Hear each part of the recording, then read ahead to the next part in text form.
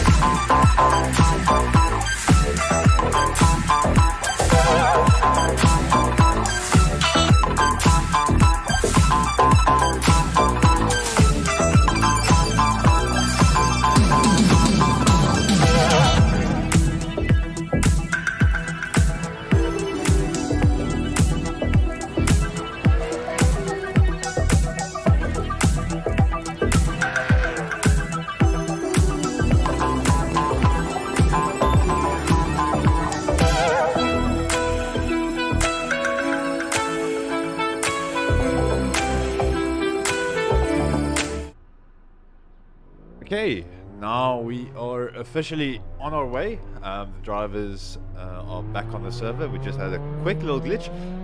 So it's my pleasure to welcome you to Sim Experience South Africa. We are watching the MX5 Division 2 group here on a Sunday. I'm not entirely sure why Hilke Virniga has got my livery on his car. But yeah, Virniga will be the safety car for this round apparently. I apologize if that's a mistake on my part. So we have the car starting to go onto the field for qualifying. To those in the YouTube chat, welcome. I see Stephen Kastner has come in and joined us. So if I'm not mistaken, he'll be taking part in Div 2. Just a quick look at our standings. So this is the penultimate round of the MX5 Cup, and currently we are sitting with a nice grid of drivers. I'm just going to quickly pop my screen a little bit larger, and we've got Dylan Versaghi leading Dennis Mitchell by a very small margin. Then we've got Peter Grobler in third position, James Leach Jr. fourth, Tommy Leary Moss fifth, Richard van Heeren sixth, Ian Upton seventh, James Crook eighth, Michael Rust 9, Stephen Kastner 10, Melvin Goos 11, Robert Franco 12, then Dani van der Rooyen, Rian van der Westhuizen, Craig Wesley, Sean Johnson, Gijsbert Attinagel, Tian Marais, Timo Smit, Herman Nieuwoud in 20th, Alistair Barnard, Sean Olivier, Ross Heeman, André Hildebrandt, Sean Olivier, Pieter Geldenhuis, James Leach Sr., Stephen Sparks, Ross Heeman, Dani Stander, Renier Leach, Matt Williams, Hilke Berengaard, Keen Goos, Harvey Goos, Willem Steyn, position 36. Then Dave Brady, John Beton, Sean Weber, Dennis Knutse, Basil van Rijn, Dean van Wyk, Stuart Mack, Jaco van Niekerk, and Nico Smit in position 45. So a lot of participation in the series across the entirety of it. We are, of course, in Austria on the Red Bull Ring, and I'm indeed looking forward to it. I've actually had quite a few races to commentate on this track in the past 2 weeks. So Formula 3 race, I've had a Radical SR8 prototype race here that I've commentated, and now we are in the tin tops, the MX5s, although they actually don't have tin on their top because it's a cheeky little sports car, but they do have roll cages. But yeah, looking forward to it. Classic track. You've got that first corner, which is a good overtaking opportunity. Hard braking into the right-hander. Make sure you don't unsettle the car. Then Remus at the top of the hill, also a good overtaking opportunity. Nice long run up to it, so very important to get that turn one done. Schlossgold. Oof. How much Sergio Perez really wants to forget that corner, but showing us that on the outside on Schlossgold is not a safe place to be. Schlossgold, of course, a tightening corner that tightens very strongly on entry, and it's a very difficult one, to be honest. Then in these cars, do not underestimate Rouge and width. Of course, in downforce cars, these are, well, Rouge is a slight little lift, and width is just flat out, and it's going to be different in the MX-5s, I would think. Then you've got the high-speed right and Red Bull Mobile, slightly slower, but very crucial corner because you're going to be sat on the start-finish straight. So it's going to be a very, very interesting track to look at. Just a quick mention, big thanks to the sponsors for the season. So we've had Alvin, who are the main financial backer for us this entirety of the season, and they've been with us in previous seasons as well, so we enjoyed some substantial support from them. Massive thanks. Then also KDP. Apologies, a slip of the finger there. Also big thanks to KDP, and they have well, not contributing to the season as well, specifically, they have sponsored us this wonderful trophy. So that is up for grabs for the winner of the championship. Of course, Div 1 and 2 compete for the same points. So it will probably not be some of the guys tonight. Sorry, not tonight, in this next two races. But we do have the Div 1 guys coming up a little bit later tonight, just past 8. They should be starting with their qualifying, so do stay with us for that. So thank you for KDP for sponsoring that lovely trophy. You'll also see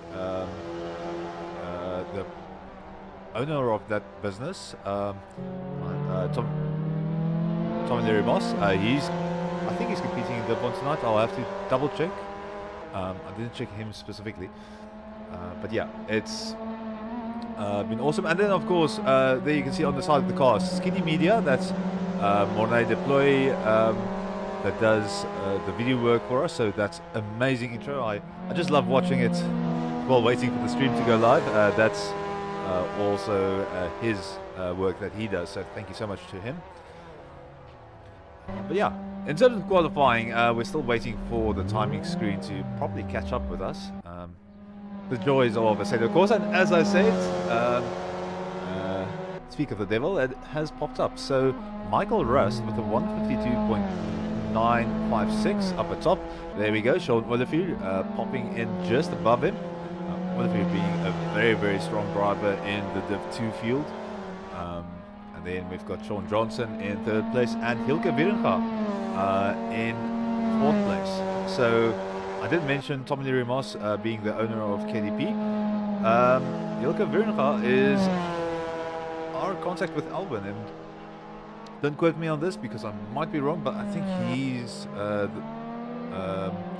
big boss there as well. He might send me a strongly worded email. So I do apologize, Hilke, if I have my facts slightly wrong, but I do know you are very strongly associated with Alvin, so again, massive thanks. Okay, qualifying will start heading into the critical moments. It's a slightly longer lap for these cars. It feels so quick in downforce cars, but with the MX-5s it becomes a lot more difficult to really see how to deal with these things. Quickly looking at the YouTube chat, massive welcome to Stephen Gaslin again. Hacks for Computer Services, that's Dennis Mitchell, and he is one of the guys that does a lot of work for Sim Experience South Africa. Basically, he and Moray are the guys to thank for the series. Then also a big welcome to Robert Franco. And yes, indeed, do watch out for the first and last turn. We had a bit of a shock with some of the other series around here, so always thing to watch out for. And also Rosiman Just pointing out, Johnson qualifying 150-500. I'll have to check that again. That he might have made the lap and had cut it somewhere, because that substantial amount popped up on the screen. I missed it, but if that did pop up, the explanation will be that he cut the track and that time was invalidated. You do have to stay within the white lines, and yeah, I think he got a banker lap in just around there. Also, welcome to Peter Grobler, and yeah, looking forward to having all of you.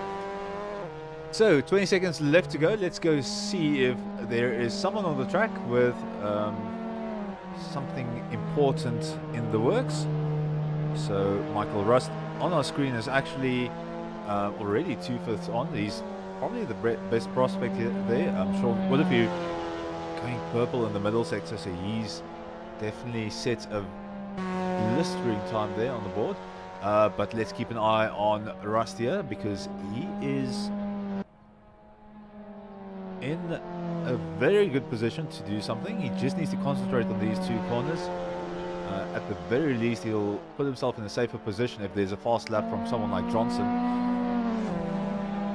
So Michael Rust out of Red Bull Mobile 310, so we'll see where that pops him. It's not going to be a position change, but he is going to secure that third position. Looking at the rest of the field, so Johnson with the second improvement, that is pretty commendable. So doing very well there for himself. Of course, qualifying is one thing, but you do need to think about the race as well.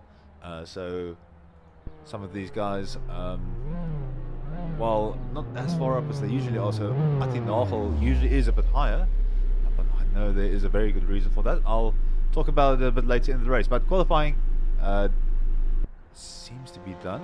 Van Besthuizen not on that fast of a lap. Verenga improving a little bit on his time, so he's still going around. I still don't know how he ended up with my car, but Verenga fancies driving the safety car.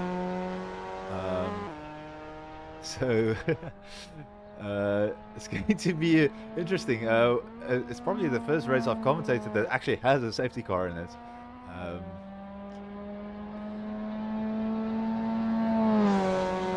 Thunder also going around, he's not going to improve. So I think these two are just doing some practice laps. I know Gijsbert Nagel was involved in the South African, the South African 6 hours of Le Mans. He was competing there with Mornay Deploy earlier this afternoon, and I think that race might still be ongoing. So Mornay being involved there, and I think Ati is the guy that was in his team. So he's had to split his attention a little bit this week. So hopefully it hasn't affected his MX5 driving too much. But looking forward to that racing. I'm going to pop you guys to a quick ad break, and then I'll be back with you as soon as we get the drivers onto the grid.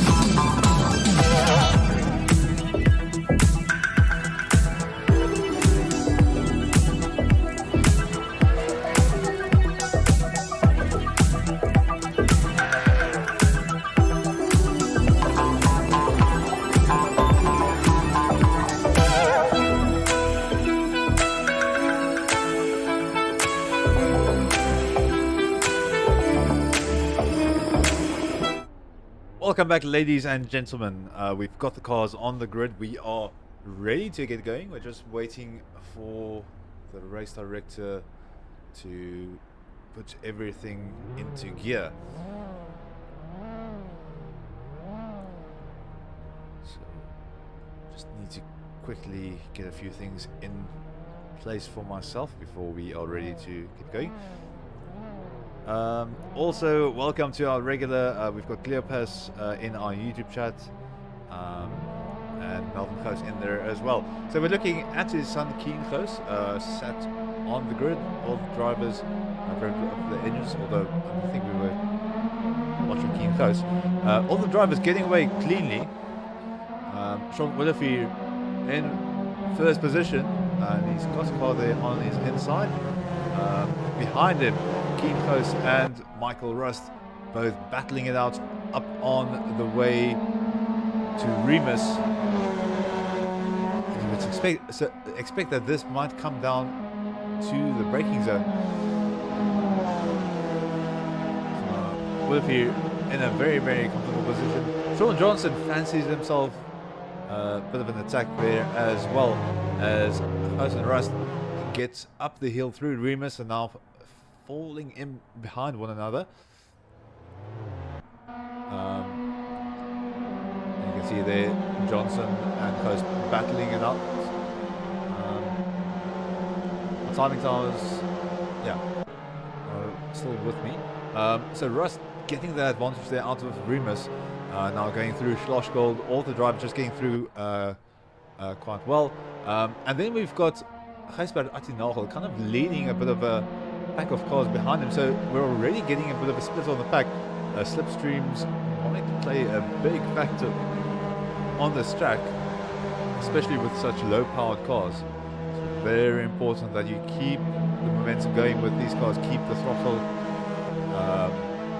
pinned for as much as you can, but also make sure that you don't scrub too much speed into the braking zones.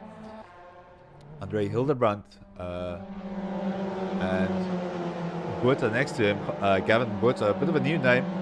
They are battling it out here into Red Bull Mobile and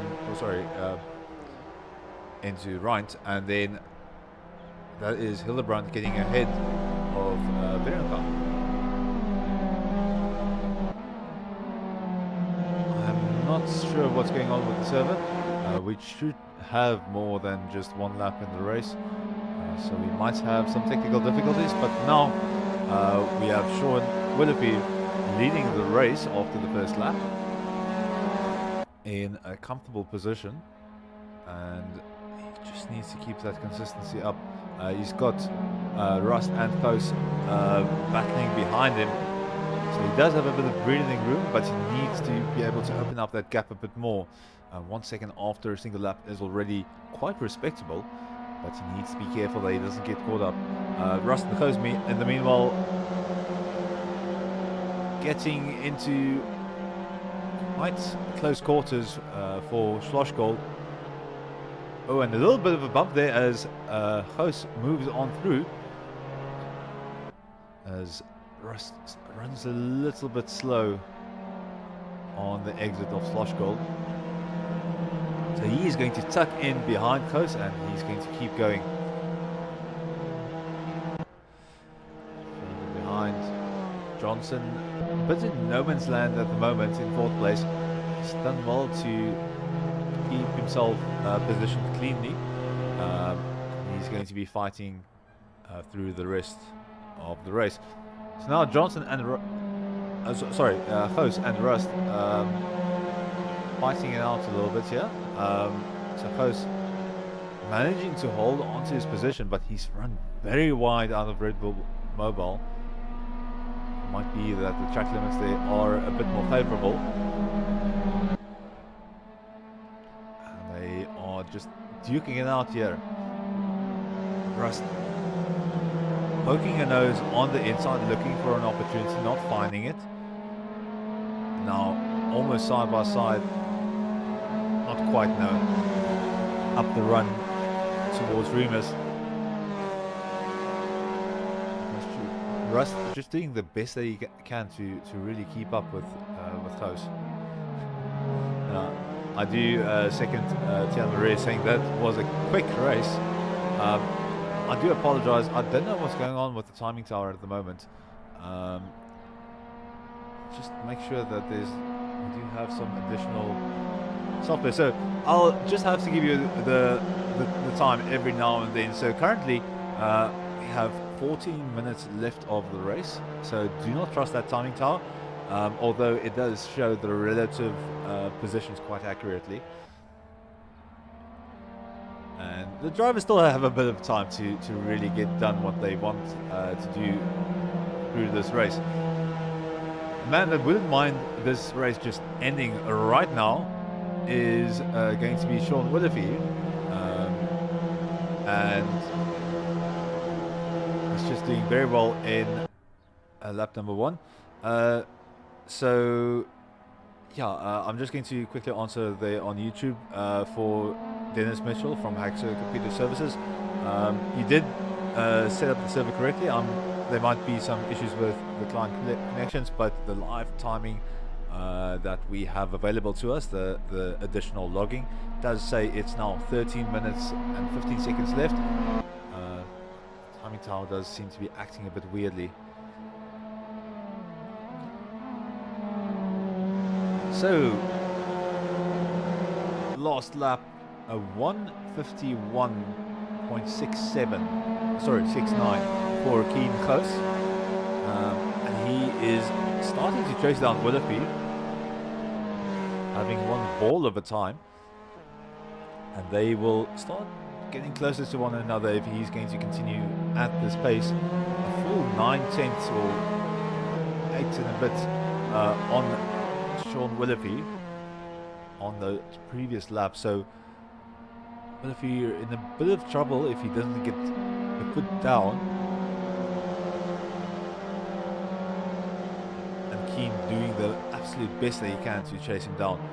As a result, Rust has been left behind a little bit, and he might have Johnson to account with after that. So Russ doing his best that he can. He's increased his pace. He's already finding some extra time. And ooh, a bit of correction there. Some oversteer. That's going to cost him a lot of time. And there's Johnson going on through into third position. So very unlucky there for Rust. But he did so well to keep that car in control. That's the thing. A little slip up and it's going to cost you so much on this track at the moment. 11 minutes 30 seconds left for the rest of this race, and Hoos has caught up with Willoughby. 2.5 tenths between them, and they are on the run down towards the first corner, the Nicky Lauda curve as it's called, and he is just going to stick to the rear of Willoughby there. You can see Hoos doing a 150.415, and that will explain. I think the timing tower was also a bit inaccurate during qualifying because did not have that issue. We saw some of the drivers not appearing. But up in the way to Remus, we've got Hoos on the inside. Another back marker doing well to keep out of the way. Hoos just utilizing that gap so well. And Willoughby is going to have to tuck him behind, and he might have a bit of a fight back. Or he might be able to fight back on the way to Schlossgold. He does fancy himself a little peek on the inside. Is this going to work for him? However, He has to be very hard on the brakes. It's probably one of the trickiest corners on the track. And Goos, fearing a bit of contact, backs out quite well, quite a lot. So a little bit of a game of chicken going on between these two drivers.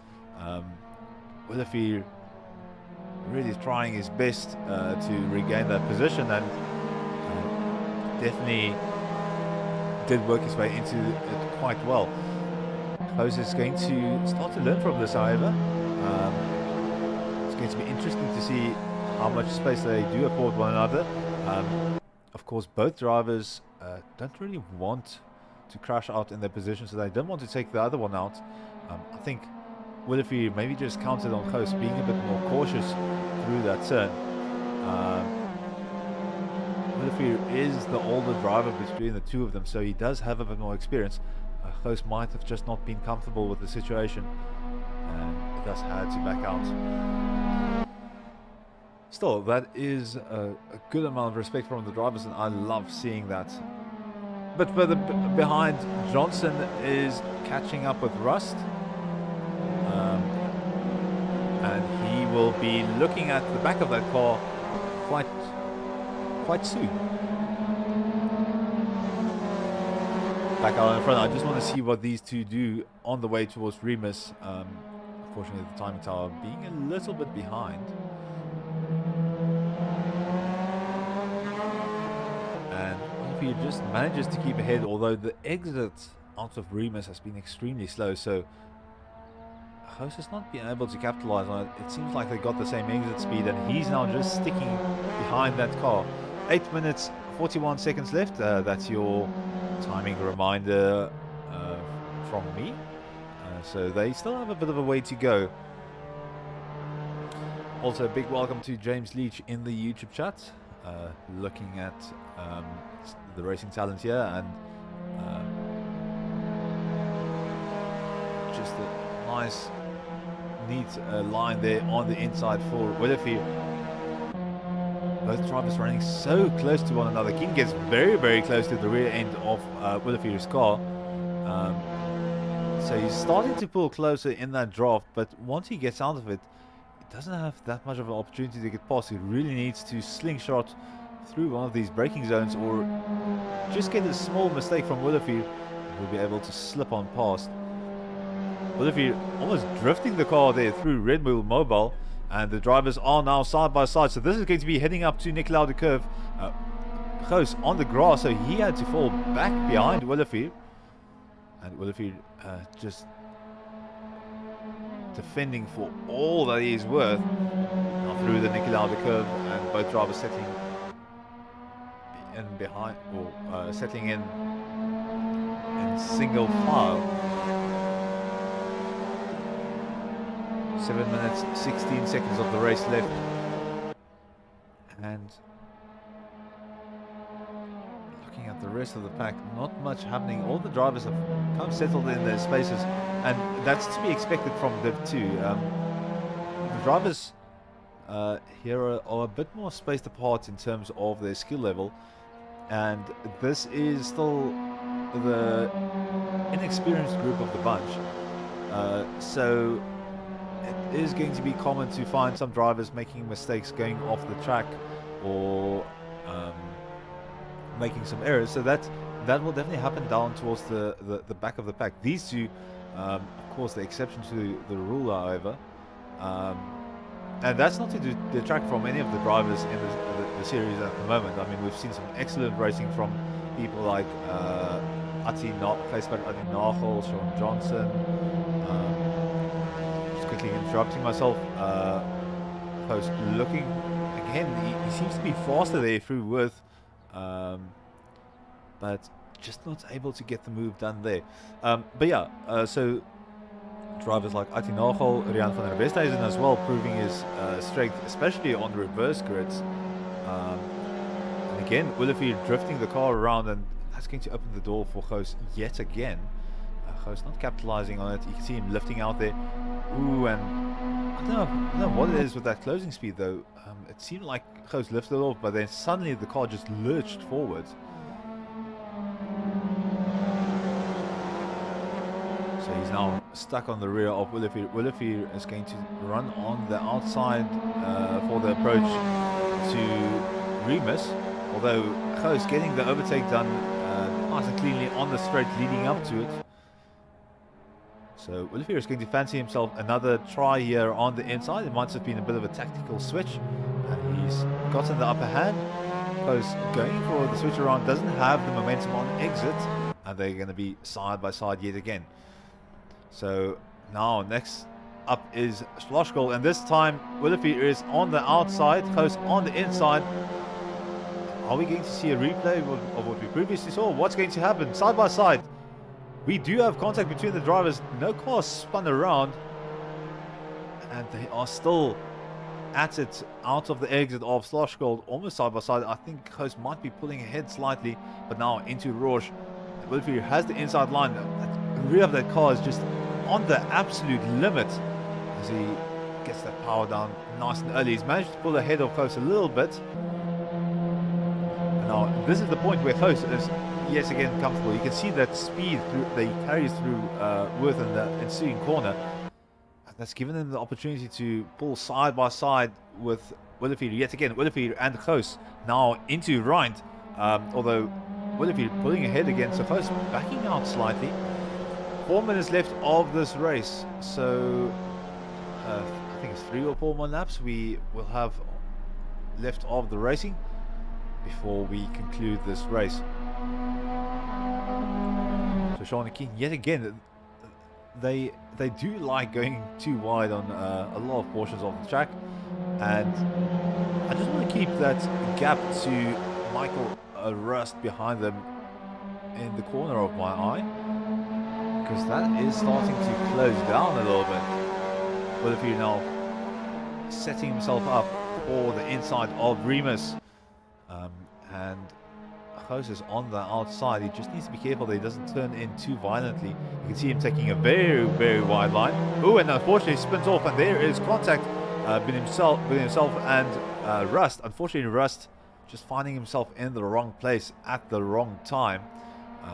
No real blame to be assigned there. That's just a simple mistake from Goos, and unfortunately Rust just couldn't avoid the car. He was already under heavy braking. He already kind of committed himself to a trajectory, and he didn't expect the car to just be stationary, or not entirely stationary, but be very slow right in front of him. But he has caught up with Goos and Willefeer due to the battle, and it does mean that we might have a three-way battle in a lap or two's time. 2 minutes or 2.5 minutes left of this race. So 2.5 minutes, then the timer runs out, then the race leader has to cross the line, and then we've got another lap of racing. We do have a reverse grid race after this, so it's all going to depend on how the drivers finish in the first race, and then we'll just swap them around for the second race to make it a little bit more interesting. And the faster drivers will have to fight through the pack, and some of the drivers that might not have ended up as high as they did for this race will have the opportunity to fight back and defend their positions. Willefeer now in a bit more of a comfortable position, slightly bigger gap between himself and Goos, but it is 5/10, so it's not much. One simple mistake and Goos is going to be all over Willefeer's car. So just quickly showing you that gap is opening up a little bit. So Willefeer doing a superb job of keeping ahead a little bit. He is slower through this portion of the circuit, however, so he needs to be careful that he doesn't give Goos the opportunity that he needs. Rust again on his own, so enjoying a little bit of quiet time, but he is just placing himself in a position where he's ready for any slip up from the two race leaders. And speaking of mistakes. That is unfortunately a back marker that has spun out. I'm not entirely sure whose car that is. I have heard some cars stopping in the background, so not sure what that is about. It seems to be some connection issues from Donnie's Thunder, so he's had to drop out. And King Goos now lining up on the outside for Niki Lauda curve. Sean Olivier defending on the inside. And he's squeezing Goos to the outside a little bit. Now falls into the line, and this is where Goos is going to have a little bit of an upper hand. Olivier did compromise his own line, running that deep to the inside. Goos just isn't able to really capitalize on the exit. He hasn't closed in on Olivier as much as he would have wanted to.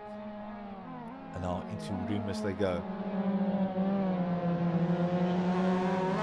Both cars over the sausage curb there on the outside of the corner, and that's a bit of a difficult one because it does unsettle the car quite a bit. It's easy to lose it if you find yourself on throttle at the wrong time. Rust now falling behind slightly, 2 seconds between these two and Rust.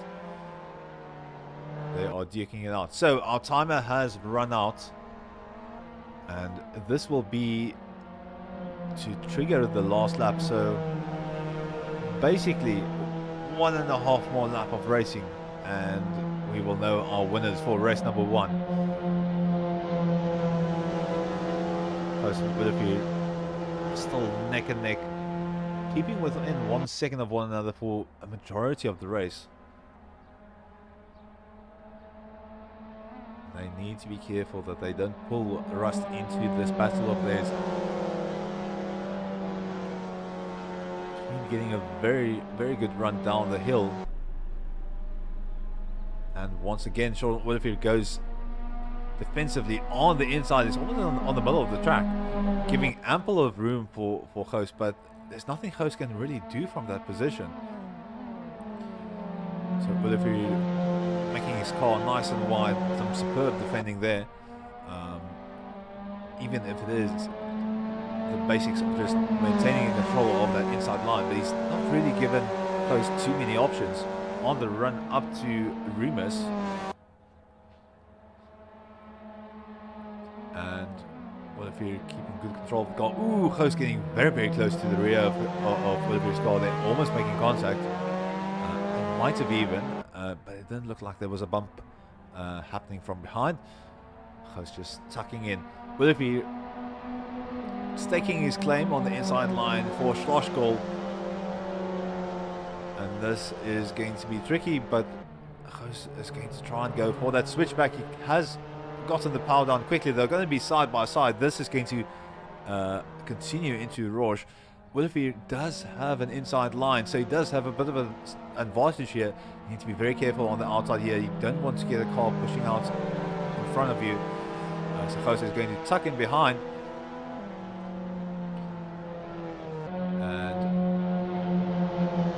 Yet again, you can see that bit of extra speed that Goos has through Worth and the corner behind it. Olivier is just not giving him any opportunity or any open door. So Goos, unfortunately, no answer for what Olivier is able to do here. Oh, and Olivier nearly losing the rear of his car. You can see the amount of speed that he's carrying through there. And that is going to be him across the line, closely followed by King Goos. According to my calculations, that should be it. Yeah, so we've got Olivier, then Goos, and Michael Rust very close behind them, but unfortunately just not being able to include himself in that battle. Atti Nagel also, or Johnson and Atti Nagel also across the line. Van Resthuizen is going to finish up his race in 6th position, and then further down the road from him is going to be Hilke Weringa, and then Gabi Goos, Marius van Wyk, and Gavin Botha. A bit of a new name here, but some amazing racing by all of the drivers. A bit more tricky here closer to the end of the series, especially since we do tend to lose a few drivers at the end of any kind of sim racing tournament, really. Not limited to Sim Experience South Africa, but to any kind of sim racing league. I know it happens quite a bit in some of the iRacing leagues that I run, so people tend to jump around a little bit until they find something that's really their type of thing. So MX5's a bit more of a difficult car to get everything out of it. And if you've got too many competitive expectations from yourself, that might make it a bit less enjoyable for you, because there's such a fine line with this, and the drivers that you've got in the series are very good. So it's difficult for the new guys. I mean, it's not fun finishing near the end of the race, but I do commend all the drivers that have really stuck in for it. It just showcases the mindset that you've got, and I think that is probably the better one to have, because it's not always going to go your way in racing. You're not always going to be at the front, and you're going to have to be able to persevere under the circumstances. But awesome racing from everyone in the race here as well.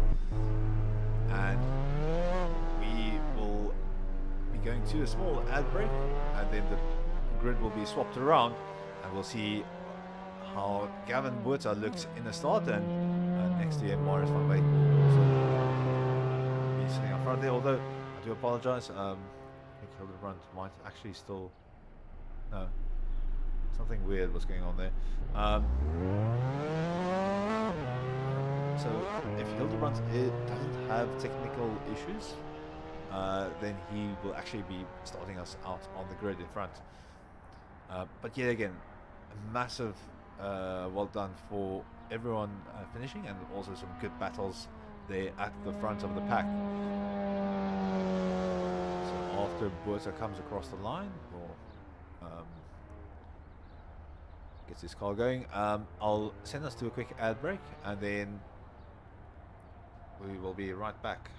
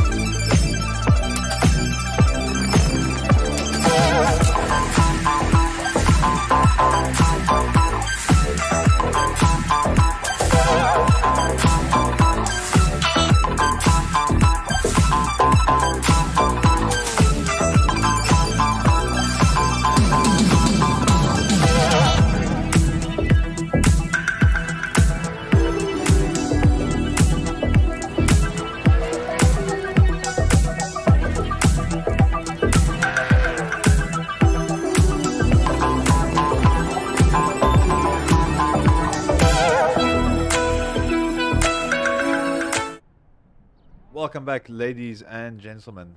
Unfortunately, I've not been able to fix the timing tower as quickly as I wanted to, so I'm still going to be giving you the time. We've got a 20-minute race. The drivers are getting ready to get going.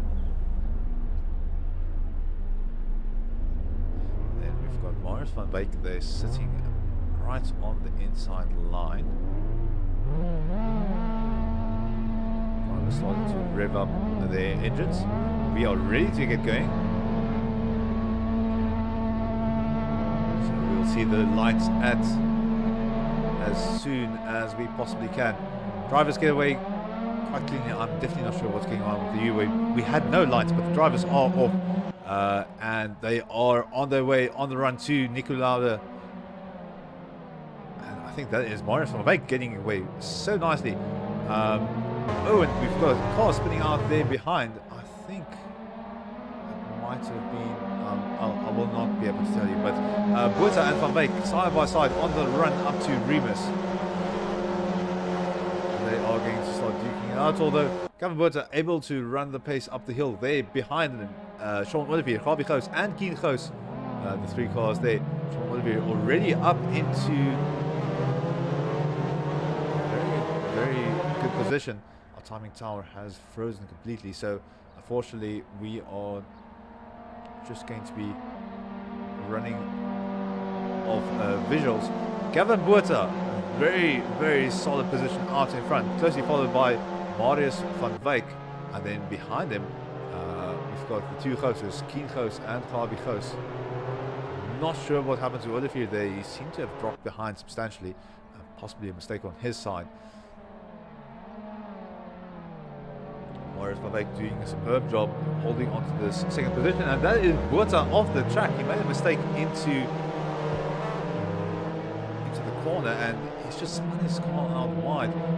Close fancies him up. An overtake here. He's had tremendous speed around here, so Keen Goos is going to go ahead, and then it's Botha and the other Goos, Gabi Goos, in a very comfortable third position.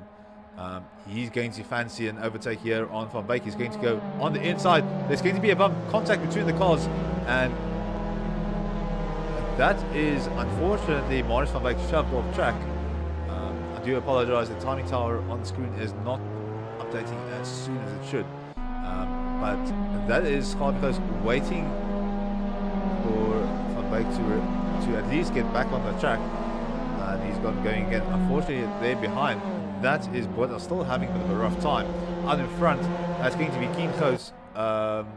Sorry, Johnson getting ahead of Keen Goos. Keen Goos was the one that spun off the track. So Johnson on the run up to the hill. He's positioned himself quite nicely. He was in close proximity to the front runners at the previous race, but now he's come into his own as we see them going through Remus. Behind him is going to be Michael Rust. Also done very well to position himself in second. Behind them, someone that's done so much better in the second race. It's going to be Ati Nagel as he goes on through Slush Gold in a very respectable third. Behind him, Hilke Werenga in a battle with Keen Goos yet again. Keen Goos getting past. Recovering from his earlier mistake there out of Niki Lauda. And Veronica, our safety car driver for the day. Not officially, but something did happen. Ooh, behind them, that seems to be Gabi Goos. Unfortunately, a slight mistake. He's gotten back onto the track quite quickly, but it did sound like he was in the gravel for a little bit. Front, Sean Johnson running away with it at the moment. Rust is in close proximity. He's not too far behind. 8/10 between the two of them, so still doing very well, but they need to be careful for the second phase of the race. 5 minutes down, and we still have 15 minutes left. I was just reading the 14 there without looking past the colon. Johnson doing his absolute best, but Rust is going to challenge him up on the inside for Remus. This is going to be Rust attacking. He's not as comfortable on the brakes, and he's compromised this line quite a lot. That's going to give Johnson a small window of opportunity. Johnson with the oversteer on exit, and that's just kept Rust in the picture. Behind them, Keen Goos and Ati Nagel swapping places. So Keen working his way up the pack again. Ati Nagel in fourth. So he is going to have to really put his foot down. But it does look like Sean Olivier unfortunately had a very poor start to the race, and that's taken him out of the picture. So Ati Nagel might be able to drive away from some of the other drivers behind him. Now Johnson and Rust able to follow that more closely, and does some like slipstreaming around that corner is going to be a major factor. Side by side, and it is looking very tricky at the moment. So we're looking at Johnson and Rust. Johnson on the outside, Rust pushing that car through on the inside through Red Bull Mobile, and that is going to be Johnson falling behind Rust. Behind them, Keen Ghost there, the third car in the party, and then up in the background, that darker car is going to be Gijsbert Attinagel. And Johnson now in trouble with Ghost behind him, so through Nicky Lauda curve, and Ghost is going to give Johnson as much space as he needs. Johnson now very close to Rust as well. So Rust there in the middle, he's going to become the sandwich in a three-way battle, or he's going to become the middle of a three-way battle there as they go three wide up the hill towards Remus. We've got Keen Ghost on the inside. Johnson is going to be very slow out the outside and unfortunately spins out the car. Michael Rust just backing out slightly before the corner, and that's paid off really well for him. So he did not want to go through wide through Remus, and there is a good reason for that, as the corner just tightens so much up the hill. It's a very tricky braking zone. Ghost now into the lead with Rust behind him. Gijsbert Attinagel able to move up into third. Some studded driving from all of these drivers. Rian van der Westhuizen has Hilke Weringa in his sights. Bit less than a second between them, so they are going to be battling to stay together. But at the moment, action is with Keen Ghost, Michael Rust and Attinagel out in front. Almost a second between each car, so a second between Ghost and Rust, and then Rust is just 7 tenths, 8 tenths ahead of Attinagel. This is a result that Rust can be very happy with. Unfortunately, he needs to be careful with those anti-cut curbs. Oh, and off in the background, that is Sean Johnson. Unfortunately, just too much speed on the exit of Red Bull Mobile, and that's cost him dearly. Hilke Weringa and Rian van der Westhuizen are now going to be within striking range. Johnson doesn't want to get himself into a battle, and Weringa is running on the outside. Rian van der Westhuizen on the inside. He's going to try and go for the move, hard on the brakes. Weringa is going to give him the space that he needs, and they are on the run up the hill, still side by side. Nothing is set in stone quite yet. As Rian van der Westhuizen on the outside. Ooh, and Johnson trying to sneak through in the middle between the two cars. Johnson now on the inside, and he's got Weringa there outside of him. So Johnson slipping through, and Rian van der Westhuizen now yet again side by side with Hilke Weringa. As Hilke runs on the outside, he's going to not have the pace to keep up with Van der Westhuizen, as Van der Westhuizen gets in front of him just before Slosh Gold. A bit of a restricted line there for Van der Westhuizen. He needs to make sure they doesn't compromise this exit too badly, and Weringa is just going to be sat there on the rear of Van der Westhuizen. On in front, things are opening up a little bit, so Keen Ghost is running off into the distance, and 1.6 seconds behind him we've got Michael Rust. Then off into the distance you can see Gijsbert Attinagel in third position. And 10 minutes left, or 9.5 minutes left of this race. Quite a bit of shuffles up and down the pack happening. And the big winner in this case, of course, being Keen Ghost, but also Michael Rust, a very solid second position from his side. Attinagel into the third position, which he will definitely be happy with.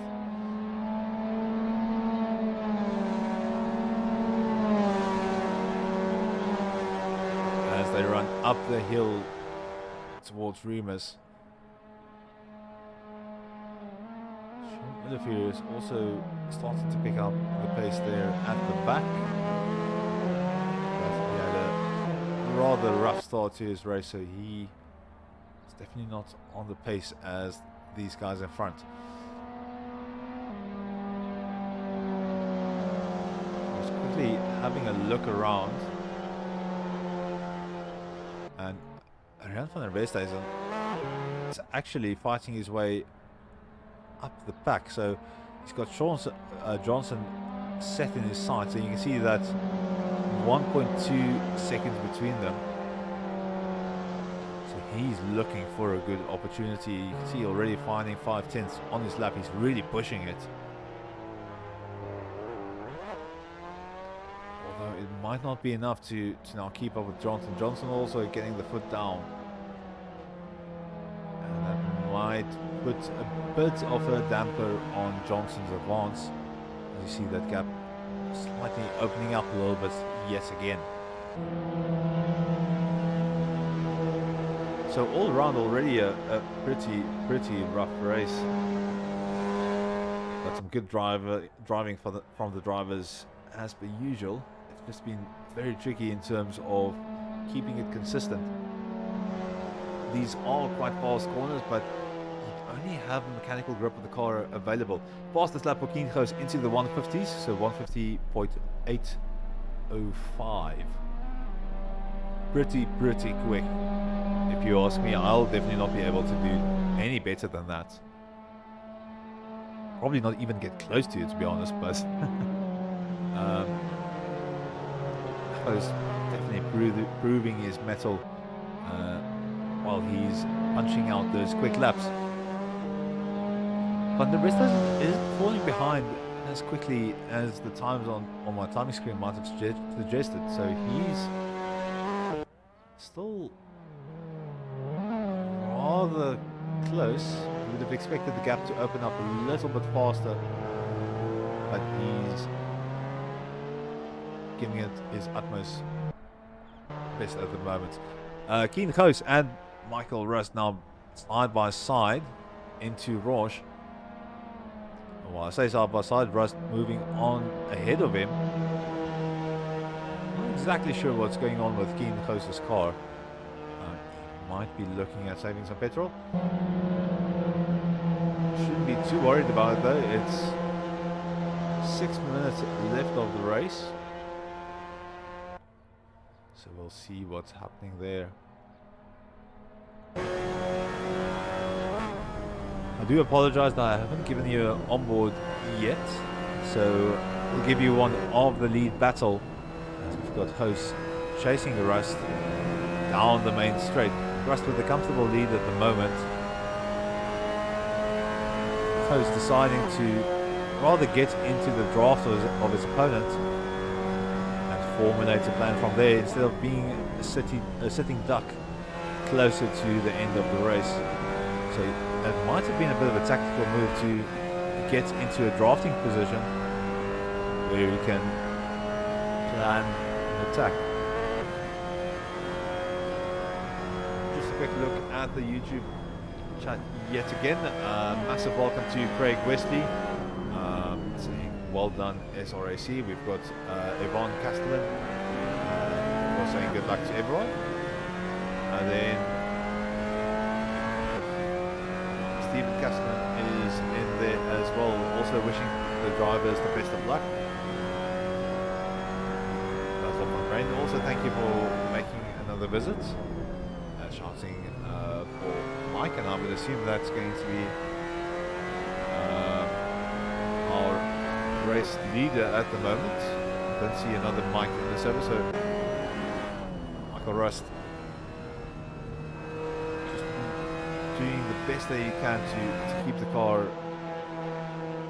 nice and quick through the Rouge and Worth curve.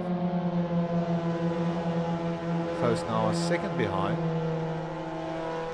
Rust doing well to open up the gap even a little bit more. 4 minutes left of this race, and then we need the race leader to cross the line and we'll have our final lap. And the drivers are spreading out quite a bit now, so all of them fairly focused on their own race. And we've got Rust and Coast, the closest cars to one another on the field, on the racetrack. And Rust is just absolutely gunning it as they head up the hill towards Remus, just keeping that foot planted, trying to improve on his time as much as possible.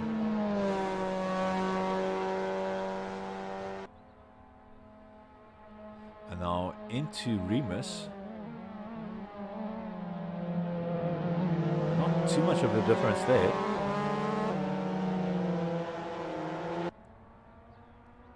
Now on the run to Slosh Gold, and they're fairly spread apart. 3 minutes left of the race and not too many position swaps. So we've got Michael Rust in first, Kinho second, Atinagel in third, Sean Johnson fourth, Rian van der Westhuizen in fifth, Hilke Berengaas sixth, Gabi Gous seventh, Marius van Wyk eighth, Gavin Boerta is in ninth, and then Sean Olivier in 10th on a bit of a drive back after a rather rough part to the start of this race number 2. Let's just keep Rust just keeping it close to the apex there in the Worth corner. Post sitting in that slipstream 2.5 tenths between the two of them. That's a very, very close following distance through Rhind, and this is going to start becoming very crucial now, because you do want to keep the car behind you as far back as possible. You don't want to give them that good of a draft off you. So into the Niki Lauda curve. We've got a back marker there, and he seems to be staying out of the way quite nicely.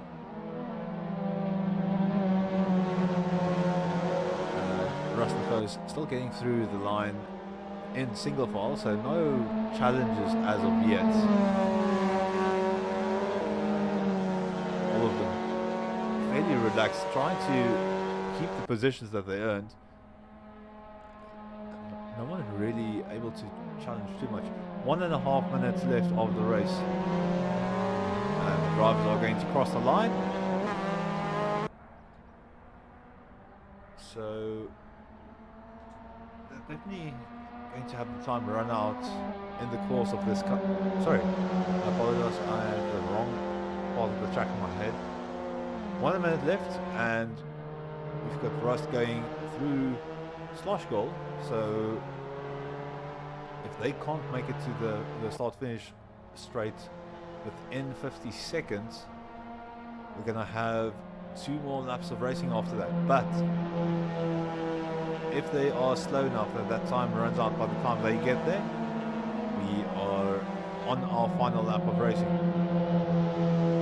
I think Rust really wants it to end as soon as possible, and he definitely doesn't have the option to slow down. 27 seconds left on the race, and one would imagine that they would at least get past the middle of the straight by the end of this. 12 seconds left. And that line looks quite far away. 4 seconds left, and they've crossed it. So I suspect we've got 2 more laps of racing left. Not the final lap yet. So 2 more laps, and for Rust that cannot come any sooner. So very, very close to almost ending the race there. But they still have to do another round around the track. Close now, 0.5 seconds behind Rust. And Rust just finding some extra pace to really make sure that he gets into this first position. Atinagel on his own there in third, so he's going to just looking at keeping it consistent and focusing on his consistency in the race. It's far enough ahead that Johnson is not going to be able to catch him. So he just needs to focus on keeping things nice and simple. Rust still leading the race. And now go through Raunch and Worth. Both cars very close, but not in a position to make any types of move stick. Close is just extremely fast through that right-hander on your screens. And now Rust just suggesting a possible inside line, but not really committing to the defensive line. Possibly just showing intent, and he's gotten his foot down. They are on the run down towards the finish line. One more lap left of the race to go. And fastest lap for Michael Rust. He's just absolutely getting that foot pinned.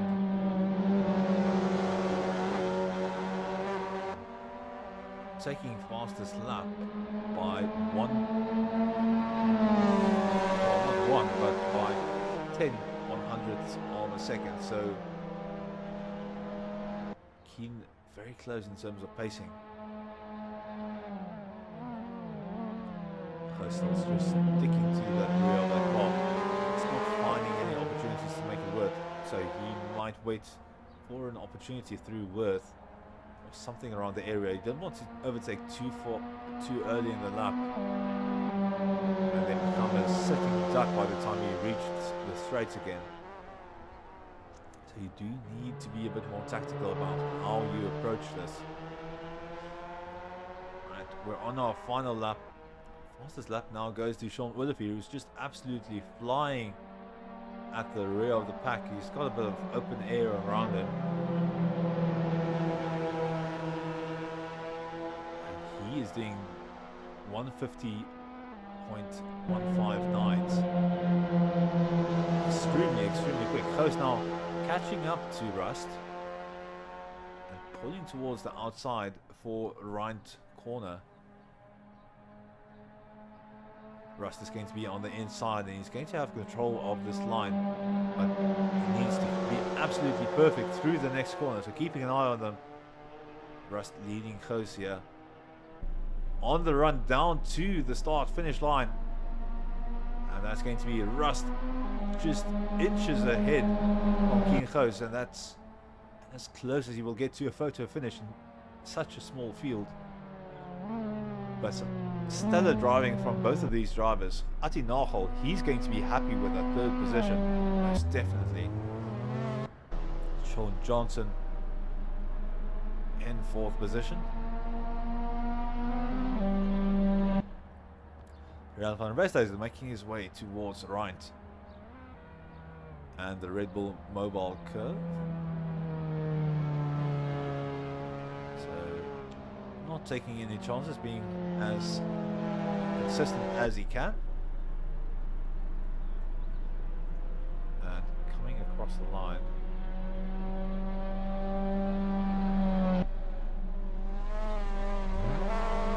So victory donuts from the drivers here. I just need to quickly make a note, and I'll see if I can find some of the drivers to come and talk with us. Finishing off his race in 7th position. Look at Berendga in 6th in front of him.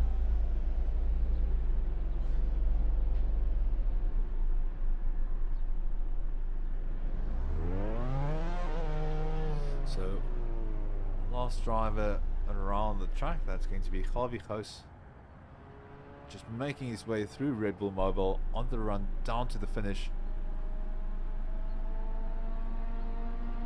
He's going to seal the deal on 8th position. So awesome drive from all of these drivers. And we'll see if we can get a few interviews for you while we set up for the Div 1 race. Just be back with you shortly.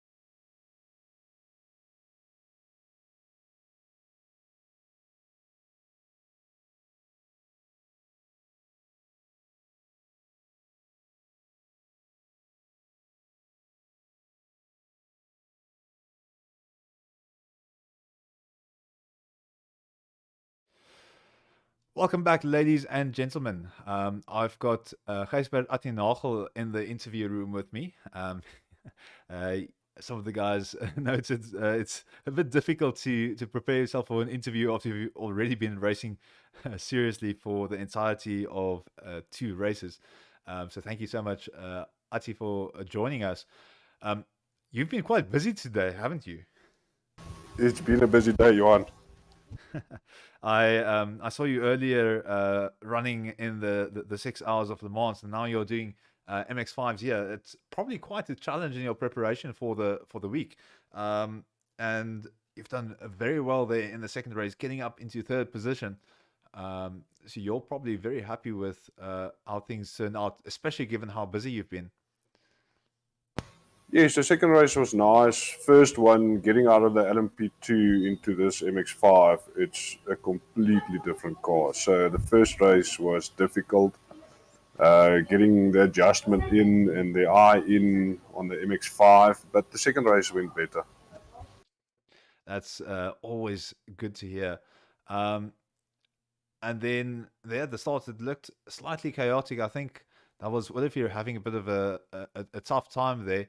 Um, did you have to take evading action to kind of stay in that third position, um, or were you at least in a area of the track that wasn't too busy there at the start? No, actually, I was right in the middle of it. It felt like the race was over after turn one in race two, but luckily I came through and yeah, just pushed on from there, which That push definitely got you into a very favorable position. Um, from your side, any people supporting you that you really want to give a thanks for? I know if they've been supporting you for both of your races, that really deserves a bit of a case of or a case of beer or something. uh, but yeah, anyone that you want to thank? yeah, just thanks again to Sim Race Experience. It's always nice joining you. Especially thanks to you, Johan, who always commentate. And then my wife and my kids, Rihanna, Lianai, Shante, and Aljanae. It's yeah, it's always nice to see the family supporting the drivers, and I think for you, Ati, as a father and a husband, just again, well done on actually getting all of your prep done for the week and getting the racing done, because yeah, that is a substantial amount of racing to do in just a single day. Well done to you there. Thanks. A lot of late nights. Indeed, that LMP2 car is quite tricky, but this MX5 is also not to be underestimated. It really takes a lot to extract the car's full potential. Thank you so much, Ati. I'm going to relieve you so that you can go back to the Div 2 guys and have a bit of a post-race chat. And we're going to move on towards the Div 1. So hope you have a lovely evening. Thanks you too, Johan.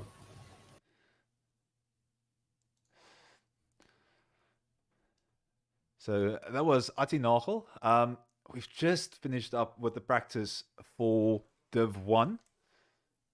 So I'm just going to wait a few moments before I switch over, because otherwise I'm just going to send you to an ad break in the next minute or two. But some superb racing here for the Div 2 guys, and finishing up with the penultimate race, one left. And it's such a nice thing to see the drivers in Div 2 stick in there. It's not the easiest div to be in, just because you don't get the glory that's associated with Div 1. So you do get the opportunity to get to the front of the pack, but it's not as glamorous. So it's maybe not the nicest one to be in from a driver's perspective. You kind of want to be in the limelight, and you want to have that prestige that's associated with it. But sometimes there's just so many good drivers available, so it makes it so difficult to get into that first division. So it's awesome to see everyone stick in there. And I mean, we've seen some great racing in the Div 2 races, so it's definitely not to detract from these drivers. They are still very good drivers. It's just the absolute quality that we have available at the moment is very high. So also just massive kudos for everyone sticking in there. And we will see you through to the end of the season. It's going to be quite fun looking at the last round at Sebring. But for now, we've got Div 1 coming up here at the Red Bull Ring. So Sebring will be next week for the Div 2 drivers and for the Div 1s as well. But first, we have to see what the Div 1 drivers are able to do. The cars are still coming into the pits. Just waiting for everything to properly switch over. So I'm just quickly entertaining you with my voice while we wait. So, looking at the YouTube chat, just a few drivers congratulating everyone. Craig Wesley saying, well done to Keen. Excellent driving as usual. Yvonne Castellan wishing her son good luck, and the rest of the drivers as well. Craig Wesley, of course, supporting SRAC. And then we've got, actually, now that I look at the messages, Stephen Castellan and Ross Heeman actually being related family members. I'm not going to try and build up the family tree in my head now because I might make a mistake, especially since Afrikaans and English differ in what they would call a nephew and a cousin. But you can go in the YouTube messages and then just decide for yourself. Karen Kotze saying, Mooi ry, Tommy. So wishing Tommy the best of luck there. It's always nice seeing the family and friends in there. I know as a driver myself, I'm also extremely excited when I know that someone that I know is watching. It's almost like you're back at school with sports days, but just the adult version of that, if I can put it that way. Even though that we've got some young drivers here, it's a bit more akin to a golf tour between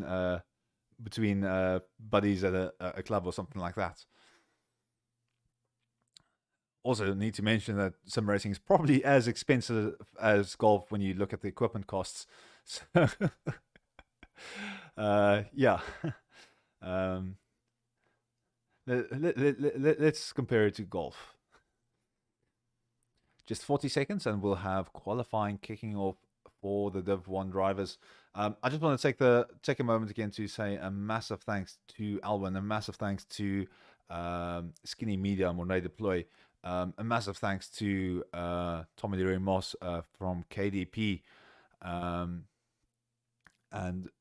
of course, all of the people involved with some experience South Africa. That's going to be the names that I do know that I can associate with that is going to be Dennis Mitchell and Mornay Deploy yet again. He's quite a busy man. Massive thanks for hosting these leagues. If you do want to get involved, there is a Discord link in the description, so you can go check that out there. We've got a lot of racing. I'll mention it again a bit later because currently we have all of the Div 1 drivers just angrily piling out of the pits, or I say angrily, the cars just sound extremely angry. And we have gotten going. So I'm just going to quickly get the visuals up for you. So, welcome to Red Bull Ring Div 1 for the MX5s here on a Sunday evening. I'm just going to quickly run you through the standings yet again. So, out in front on the standings, we've got Dylan Visagie leading from Dennis Mitchell, then Peter Grobler, James Leach Jr., Tommy Leroy Moss, Richard van Heeren, Ian Upton, James Crook, Michael Rust, Stephen Castellan, Melvin Goos, Robert Franco, Donnie van Rooyen, who's on the screen at the moment, Rian van der Westhuizen, Craig Wesley, Sean Johnson, Gijsbert, Atti Nagel, Tian Marais, Timo Smit, Herman Nieuwoud, Alistair Barnard, Sean Olivier, and of course Sean being in the Div 2 side of things, Ross Heeman, Andre Hildebrand, also Div 2 driver. Not exactly sure. Okay. Seems to be a bit of a copy of Sean Olivier in the points. Then Peter Colonise, James Leach Sr., Stephen Sparks, Ross Heeman, Donnie Stander, Renier Leach, Matt Williams, Hilke Berenthal, Keen Goos, Harvey Goos, unfortunately Tommy Leroy Moss finding the kitty litter there in the background. I think I had stopped by Kiengoos, Gavigoos, Willem Stein, then Dave Brady, John Baton, Sean Webber, Dennis Knutse, Battle van Rijn, Dean van Wyk, Stuart Mack, Jaco van Niekerk, and Nico Smit. So, just quickly revising on what happened for race 1 and 2 for Div 2. Of course, very good overtaking opportunity there in the first corner, Nick Lauder. And then a very important run up to Remus. You need to get as much speed going before you attempt that straight, especially since it's up the hill. Then uphill braking zone for Remus, sharp right-hander, good overtaking spot. Then the run down to Sloshgold, a bit of a mini straight, so expect people to make attempts into Sloshgold, even though it's a very difficult corner to overtake into. Then Roche, a little bit of a drift there from Dani van Rooyen on the screen. So Roche and Worth being two rather unique corners where you need to manage the throttle as you go through them. And then you've got the fast right and Red Bull Mobile at the end of the lap. You need to be careful that you don't step out the rear of the car there on Red Bull Mobile. So easy to put in too much steering input for the car. So I do hope that our timing tower has not been on the fritz again. We've restarted everything, so it should be in better working order.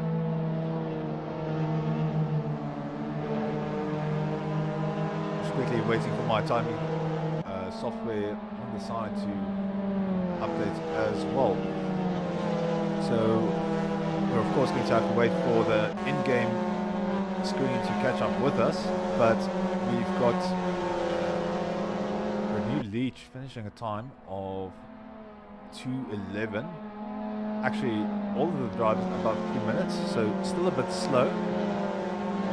And now they will be setting up for the faster laps.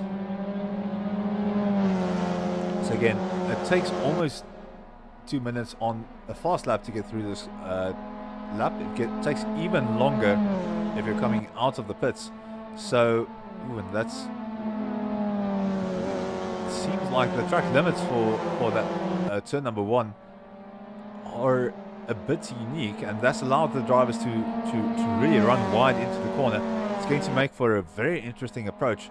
A bit of a left turn before you go into the braking zone, so some drivers able to really open up that corner, but it's also going to make for a much more difficult first corner, especially with a braking zone that you need to kind of drop the car into before you straighten it out for braking. So Dani van Rooyen absolutely hurling the car through to Sloshgold, hard on the brakes, and you can see he just utilizes that inside curb to help get the car turned in a little bit to the right hand side, shifting some of the weight to the left hand side wheels as the curb lifts the car. And slight trial brake there, a bit hard on the brakes actually, but through Roche and now through Worth. And again, just managing that throttle, making sure you don't push the car in to oversteer. It's now sets up for the final few corners.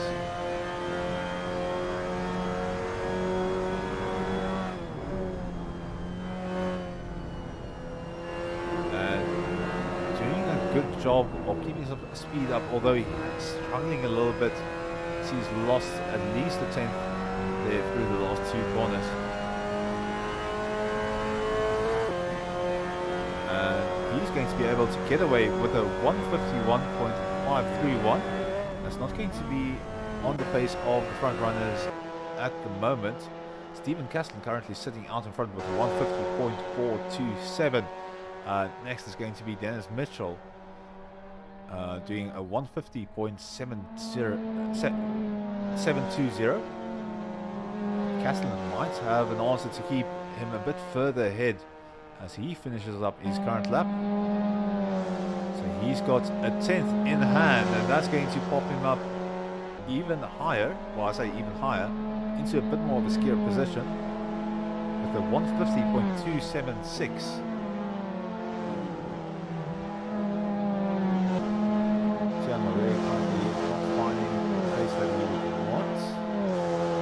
Check around for some drivers that have closed off their laps. Melbourne Close at position 151.366.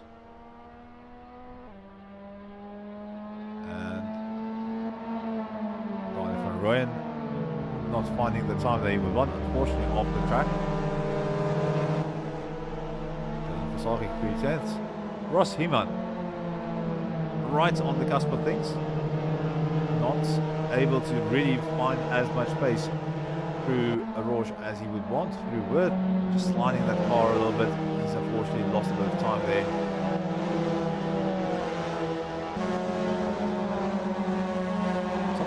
Larry Moss in fifth position.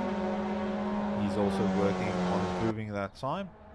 In front of him on the timing boards is going to be Richard van Heerden, who's just finishing up a lap with 4/10 in the pocket. That's going to be an interesting one to see where that pops him up. That's into second position, so for Richard van Heerden doing a superb job there at the end to keep a hold of the extra speed that he had going. Ooh, and unfortunately that's someone just sliding across the track right there. That is going to be Crook. Just losing it a little bit after the lap. We already had a big improvement from Van Heerden, but he's already got 2/10, or he had 2/10 in pocket before the braking zone for Remus, and he's unfortunately found himself in a bit of a traffic jam up through that corner. He had some cars in front of him, and that's not going to play in his favor. You can see all of the cars on the straight right after Remus. I'm not exactly sure what that's about. You see James Cook also in that collection of cars right there.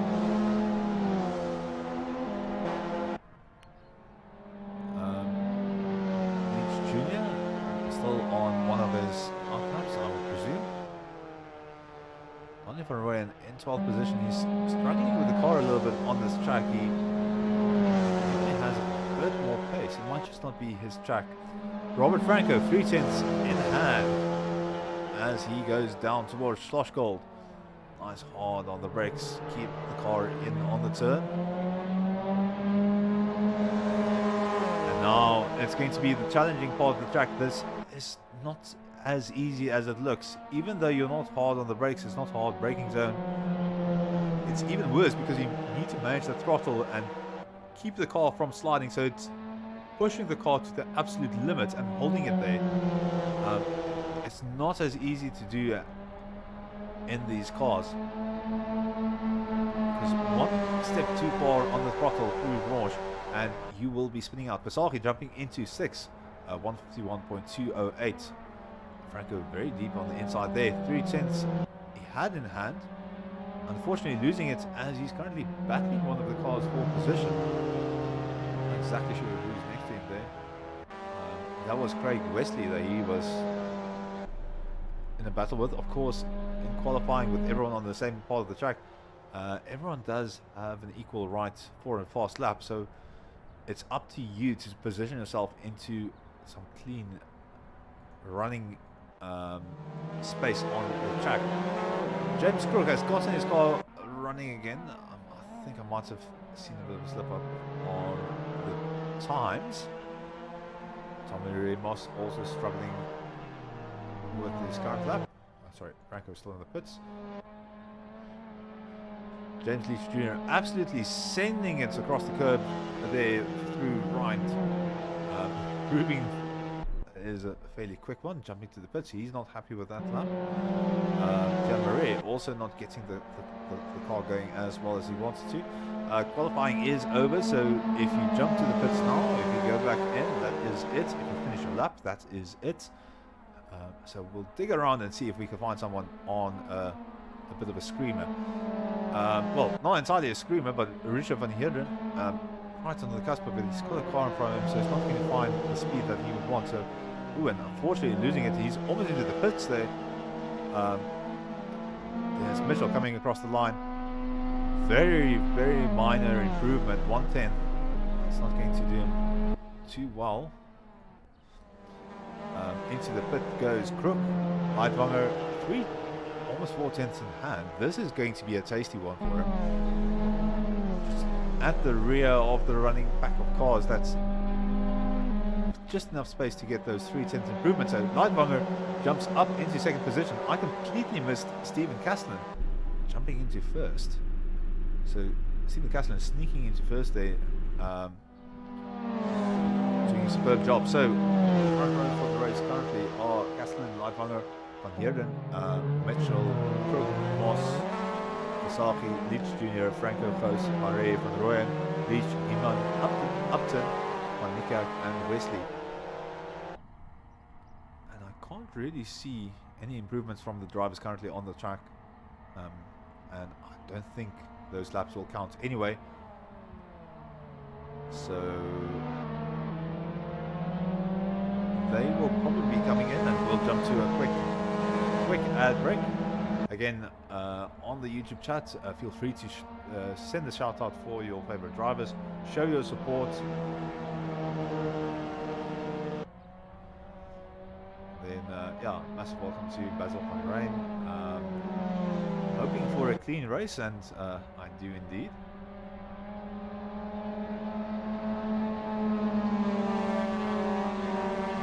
So big props there to Stephen Castellan, putting his car in the front of the grid, and he's going to be chasing down to that first corner with Leitwanger. It's all going to be about who gets the better start of the front.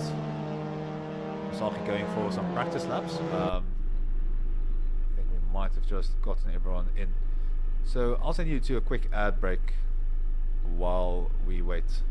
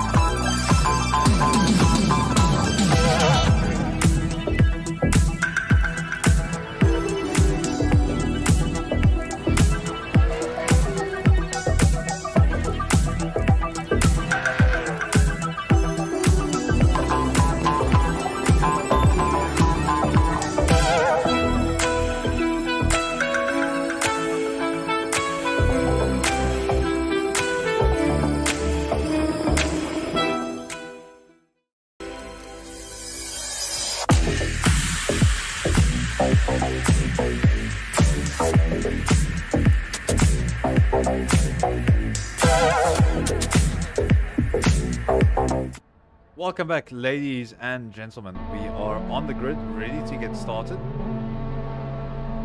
And the drivers are revving up their engines.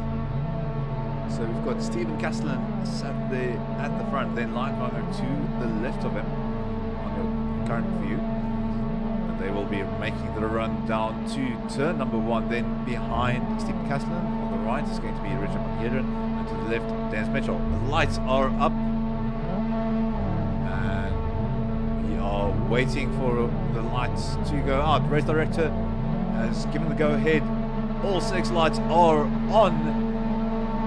Just waiting for them to drop it. Lights out, and we are a go. So hard run up to the first corner. Castellan and Leitwanger side by side. Leitwanger, very good, strong position on the inside. And already these drivers are going to be bumping doors, and so are side by side on the way up to Remus. Up behind, massive pack of cars behind Van Heeren. Mitchell there in third position on his own. Leitwanger claiming position on the run up to Remus. Castellan just behind him, but they are yet again almost side by side. This is going to be done on the brakes. You can see Castellan a little bit later, just not able to get done as well as he would want to. Richard Van Heeren in trouble here with Crook just behind him, getting a bit of speed.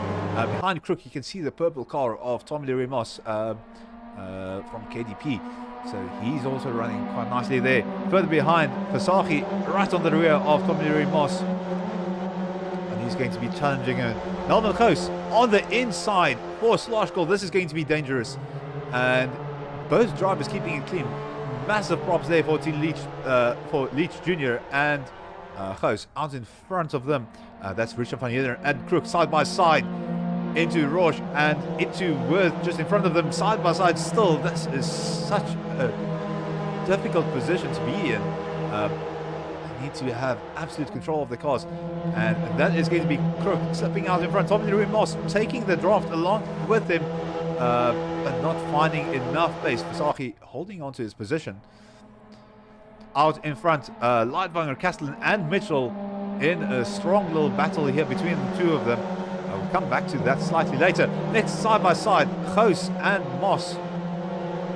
Although I think it is the two of them.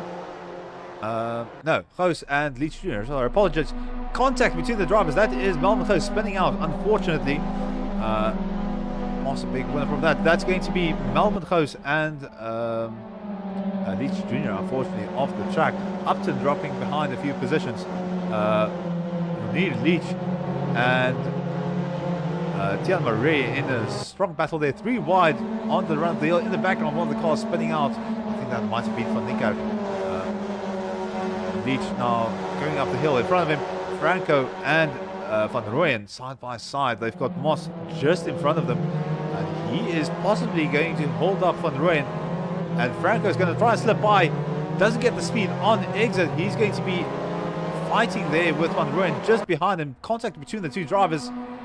And they get away cleanly. And Moss somehow holding on to his position. Out in front, Castellan stuck on the outside of Sloshgold as Mitchell charges on through. Castellan is going to be giving that a good go in the next few laps, fighting back, trying to regain that position from Dennis Mitchell. Action all across the field. My throat is already sore. We've not even done, I think, we've not even done 3 laps completely, and it's already kicking off majorly. So Franco here behind Tommy Leroy Moss, and it's just a group of angry cars behind them. To apologize, that's going to be Stephen and Mitchell side by side through Rhines into Red Bull Mobile. Castellan is going to drop behind him slightly. He wants to get that good exit onto the start finish straight.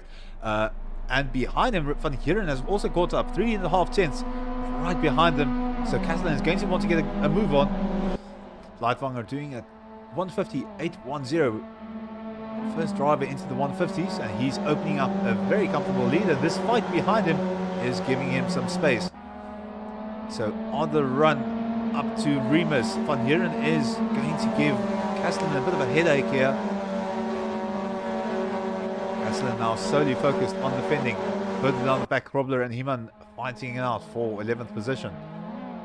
Hard braking up towards Remus here. Mitchell not able to shake Castellan, and this battle is going to run towards Sloshgold. Not close enough to really get something done, but definitely some close fighting. Renier Leach and Donny van Rooyen very close to one another. Donny van Rooyen slightly positioned to the outside, but he's defending very hard on the inside. He's going to get stuck there. Leach going to try and get the move done around the outside, get a bit of speed. Now for the switchback. Does Leach have the exit speed that he wanted from that? Yes, he does. Side by side, Van Rooyen and Leach. Leach gets the pass done. He's now on the on the outside. Big drift there from Van Rooyen as he reclaims his position through Roche, now into Worth, and they are yet again following closely behind one another. Castellan and Mitchell also still duking it out now. Into right, setting up for Red Bull Mobile. This is nice and fast. All these cars now, making sure you don't oversteer the car, get that rear end slipped out. And you need the speed in the run up to Niki Lauda curve. Now, the front 4 runners, 5 runners into the 150s. That is very, very quick for these cars. And they will be making the run up the hill. No real danger as of yet for an overtake. Iman here stuck on the rear end of Grobler.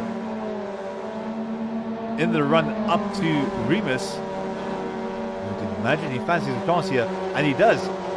Switches the car towards the inside, so Heeman is positioning himself for a potential overtake here. It's going to be all done on the brakes. He's nice and late on the brakes, gets the car turned in, and that's a very solid exit on the run towards Sloshgirl.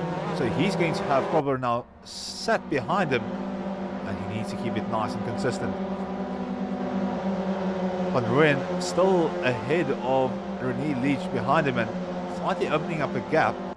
He's now caught up with Franco, and now he is going to have to think about making some moves himself. He's been defending, but now to move up in the field, he's going to have to go on the offensive. Unless he wants to be defending from Leach behind him yet again.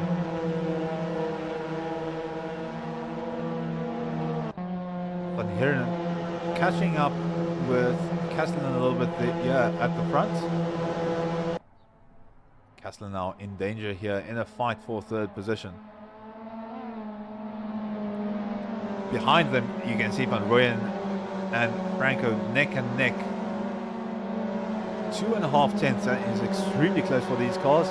Van Rooyen setting himself up for a very nice run down towards Niki Lauda. All depends on whether he's got that exit speed, and yes, he does have enough speed to close the gap, but does he want to attack into Niki Lauda curve? Is he going to pop out at the last second? You can see Franco slightly positioning himself defensively. Van Rooyen on the inside, unfortunately places himself in the vortex of doom, gets collided in with Franco, and now quick spin off the track. Unfortunately, that's going to be both Van Rooyen and René Leach getting collected. That is an unfortunate turn of events. Ooh, Lightvanger, a bit of a drift up Remus. The lead flashing before his eyes. Makes a very, very solid recovery of it. Behind him, there's Mitchell, 1.2 seconds down the road. Mitchell's going to try and chip away at that lead. But there's going to be some substantial effort to claw that away from Lightvanger.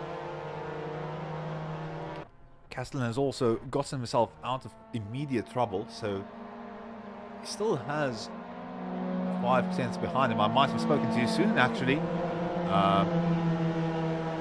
So Van Heeren closing that gap yet again. Looks like a strong second sector for Van Heeren. And as I say that, it swings the other way. So I'm just going to stop saying things about how fast I think these drivers are, and I'll just let them drive. Castellan now with Van Heeren very close, so we'll see what Van Heeren does here. Setting up for Red Bull Mobile, such a tricky corner. And Castellan seems to have gotten a very, very clean exit out of Red Bull Mobile up towards Niki Lauda. He's just slightly positioning himself to the inside of the circuit to set up for that braking zone. You can see everyone kind of slinging to their left, our right, setting up for that run up the hill. Franco and Tom Moss in the battle here. Franco getting a position change, but Moss is going to have none of it. He's going to pull alongside and set himself up for the inside on Remus. He might even have it done before the end of the hill. He does seem to have the overlap for it, but they're going to be side by side in the braking zone.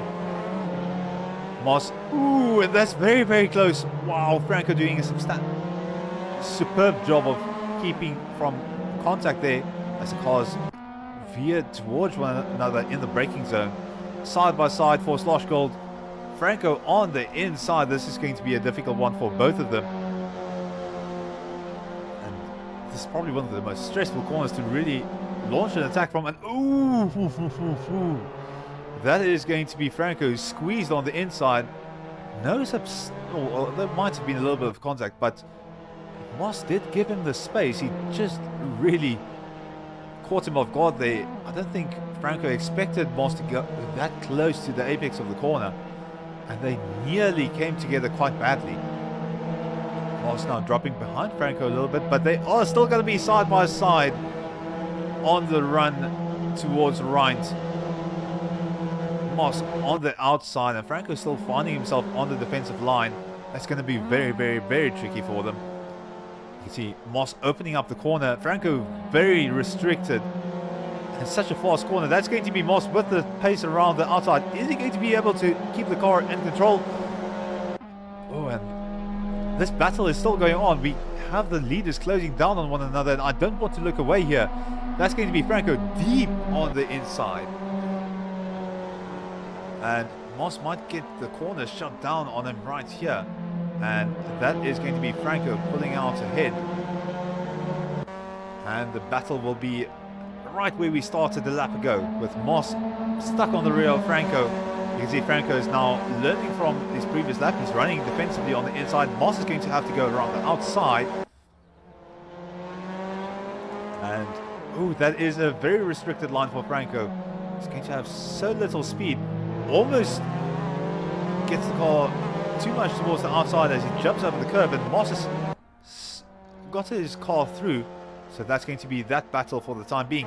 Castellan and Dennis Mitchell right up against one another, very close together, although Sloshgold did prove a bit of a breakup in their pace.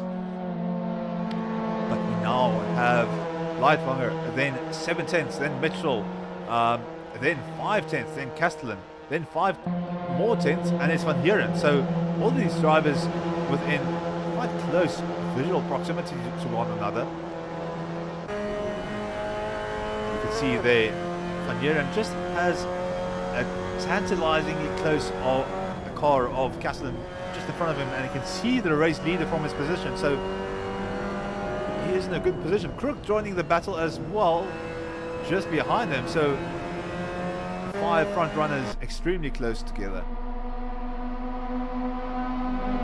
Leitwanger trying to open up the gap, but he's got the drivers behind him starting to dial in their pace. He needs to get some move on if he wants to hold on to this position.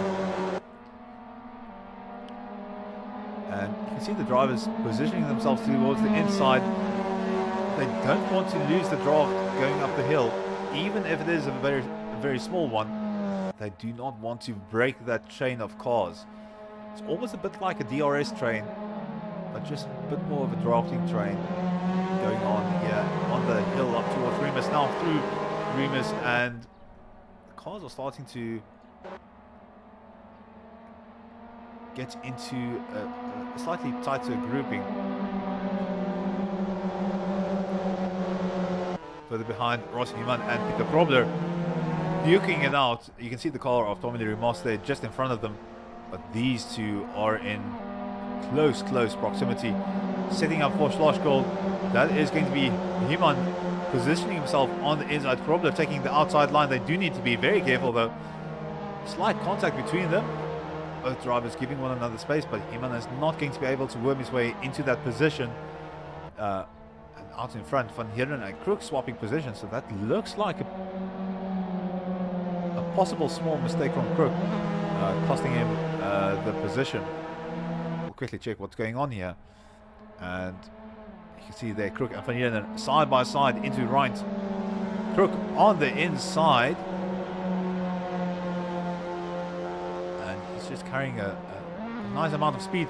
Oh, the rear of the car getting very close to getting spun out there.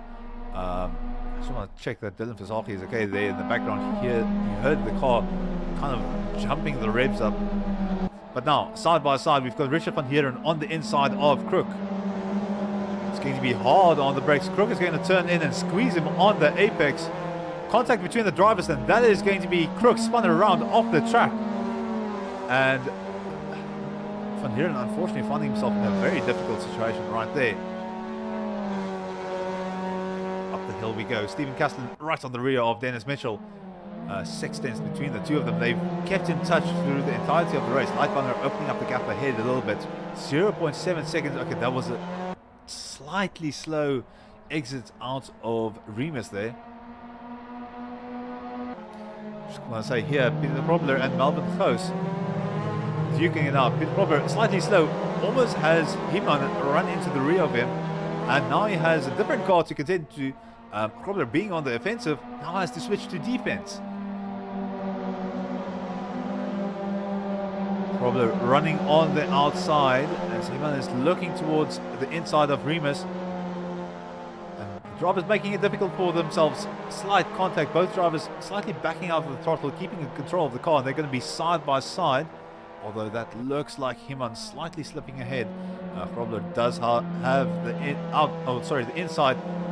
Squeezes Heman to the outside there. Heman has to back out. There's no way he's making that corner at that speed. And Probler very assertively taking back the position for himself. Behind them, Ian Upton now on the rear of Heman as Heman has dropped in pace a little bit. And they will have a little bit of action going on between them. Two battles on screen right now. Close and Probler, and then Heman with Upton right on his rear, just in front of you. So, ooh, and that is Tommy Leary Moss off the track. He's right into traffic there. So, thankfully, everyone avoiding him. We'll have to see if he can get. I think Wesley might need a change in shorts after that one. That was stressful. We've got a swap between Castellan and Mitchell side by side. Castellan on the outside of Remus gets the move done. That's Mitchell back on the offensive, but Castellan is not done yet. He is very close to Lightbanger. Lightbanger running defensively on the inside of Sloshgold. He's going to force Castellan to take the outside line. Castellan might be going for a switchback right here. Lightbanger very slow at the apex, holding up Castellan, and that's cost Castellan speed as he had to back out of the throttle there as he found the car of Lightbanger right there on the apex. Lightbanger knew exactly what Castellan was up to, getting that switch around and just blocked him very nicely there. Not maliciously, but just claiming the corner for himself. Now side by side, Castellan and Mitchell. Mitchell's darker car on the inside, but Castellan is going to have the inside of the next line.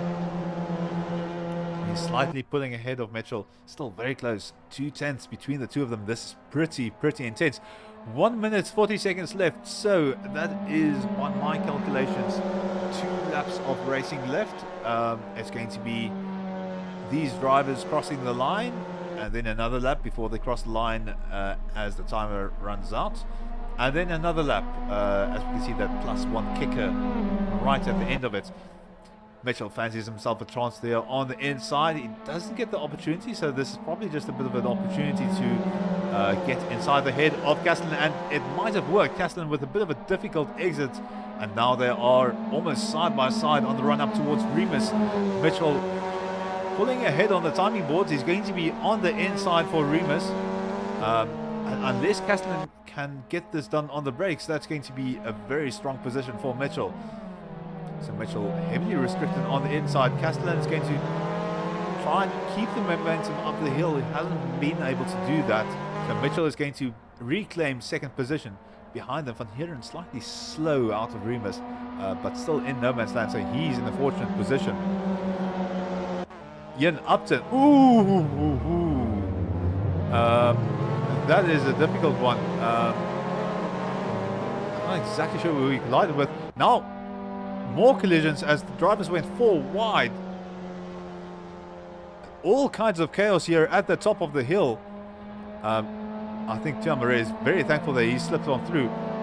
Robert, Heman and Host, all big losers in that situation, I think. Bit of a swap around there for all of the drivers. Out in front, Castellan stuck on the rear of Mitchell. I want to try and give you a view of just how close Castellan is to the rear of that car. And Castellan doing everything that he can to keep in the toe here. He wants to have the drafting ability, although Mitchell has done well to have a nice fast exit out of Red Bull Mobile there. Final lap of racing left. Leitwanger looking very good there in first position. Mitchell and Castellan battling it out for second position. Van Heeren out there in fourth, a little bit on his own. Don't think he minds at all. So Mitchell and Castellan are going to be the ones to watch here for the end of the race. You can imagine some of the supporters there in the YouTube chat absolutely biting their nails. This is riveting stuff. Castellan running on the inside, doesn't have the speed to close in on Mitchell. Mitchell knows he doesn't have to defend there, but he's running a very defensive line for Slosh Gold. I think he's going to have the room to take the outside line here, and Castellan is going to give him a bit of space. Almost seems like Castellan might be backing off a little bit. Gap down to 7 tenths, and now Castellan finds some extra speed. Are we seeing Castellan building up for a move towards the end of the lap? 4 tenths between the two drivers. Castellan building up momentum. This is going to be right at the end. Castellan setting up for that right corner at the end of the lap. Right and Red Bull Mobile keeping an eye on it. Mitchell pushing the car as hard as it will go. Trying to get out from under Castellan. Castellan now 0.4 seconds. Extremely close. Mitchell absolutely charging ahead with that car, trying to get those clean exits. And he gets a clean exit now on the run to the start-finish line. We've got Leitwanger, Mitchell and Castellan all in view. 1, 2, 3, 4, 1, 2, 3. All of them finishing in position very cleanly. Richard van Heeren in fourth position. A bit of a less stressful finish to the race for him, and he's going to be very happy with that. Dylan Versace in fifth, and then Robert Franco coming across the line in sixth. James Crook, 7th position. Ian Upton in 8th, and behind him you've got Tian Marais and Donnie van Rooyen together right until the end of the race. Craig Wesley coming across the line in 10th. We'll have Rene Leach also in 12th, Iman 13th, James Leach Jr. 14th, Goos 15th, Throbler 16th, Dave Brady 17th, Tom Leroy Moss. Unfortunately, a bit of a rough one for him. He's going to be in 18th position. And Van Niekerk, Jaco van Niekerk, rounding out the back of the grid in 19th position. Wow. Well done to all of the drivers there. I'm just going to take a quick note of what happened right here. And then we will be setting up for race number 2 with a reverse grid. So I might just send you to a quick ad break while we get that set up for the drivers. Be back with you shortly.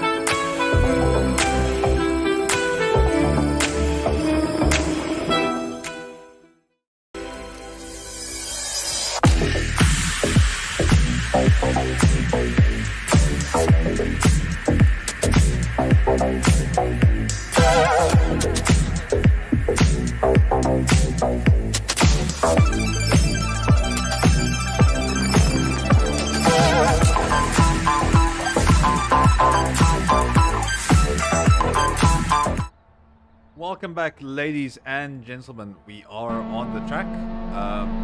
The drivers have warmed up their engines, they're revving and just preparing to get going on the track right here.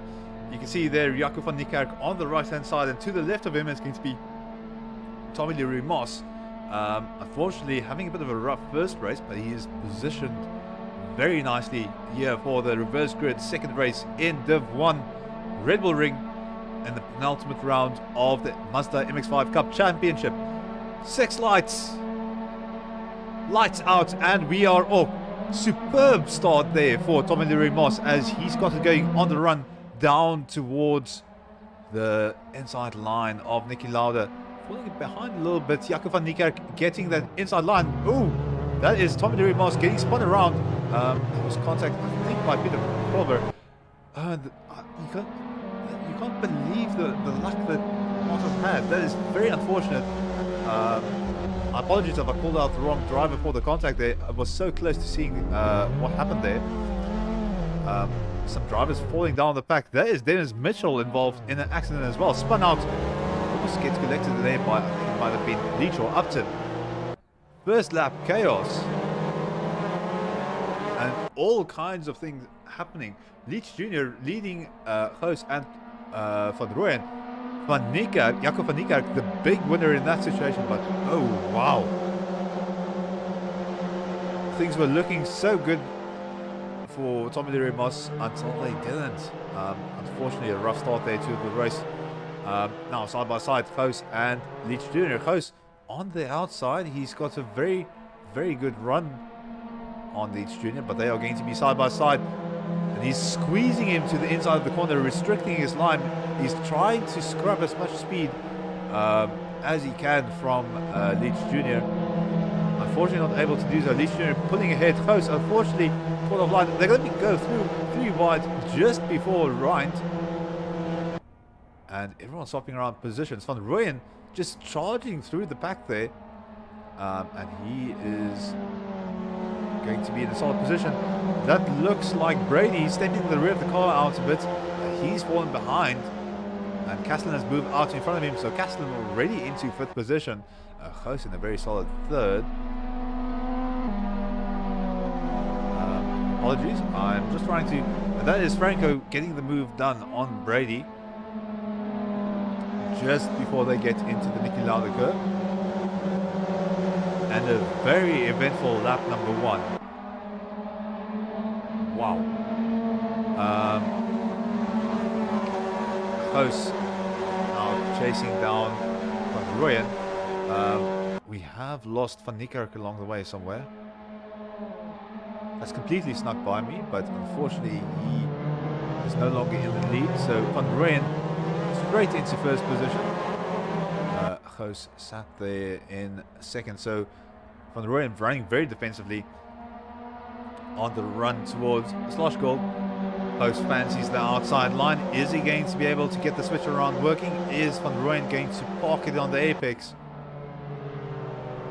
And unfortunately there's a bit of a gap, and Goos has snuck through.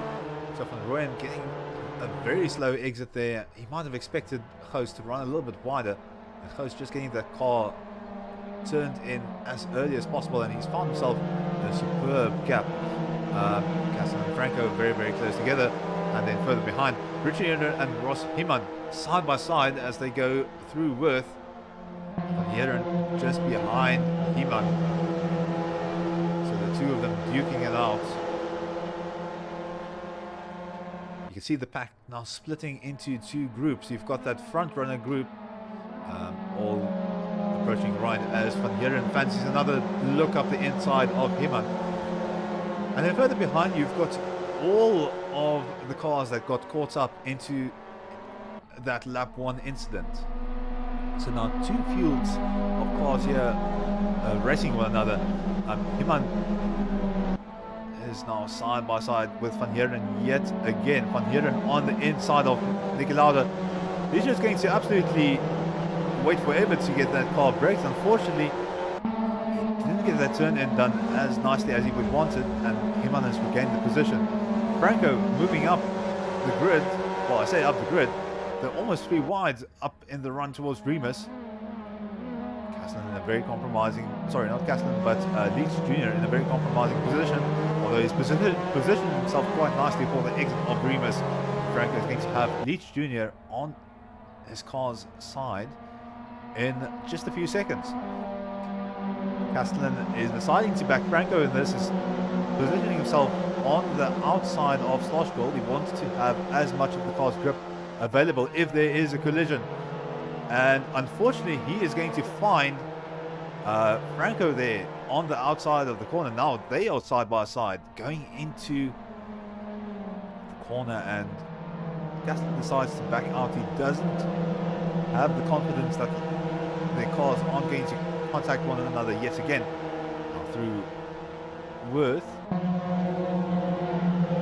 and the gap is opening up slightly. Iman and Brady swapping positions, although Brady does, sorry, Van Heeren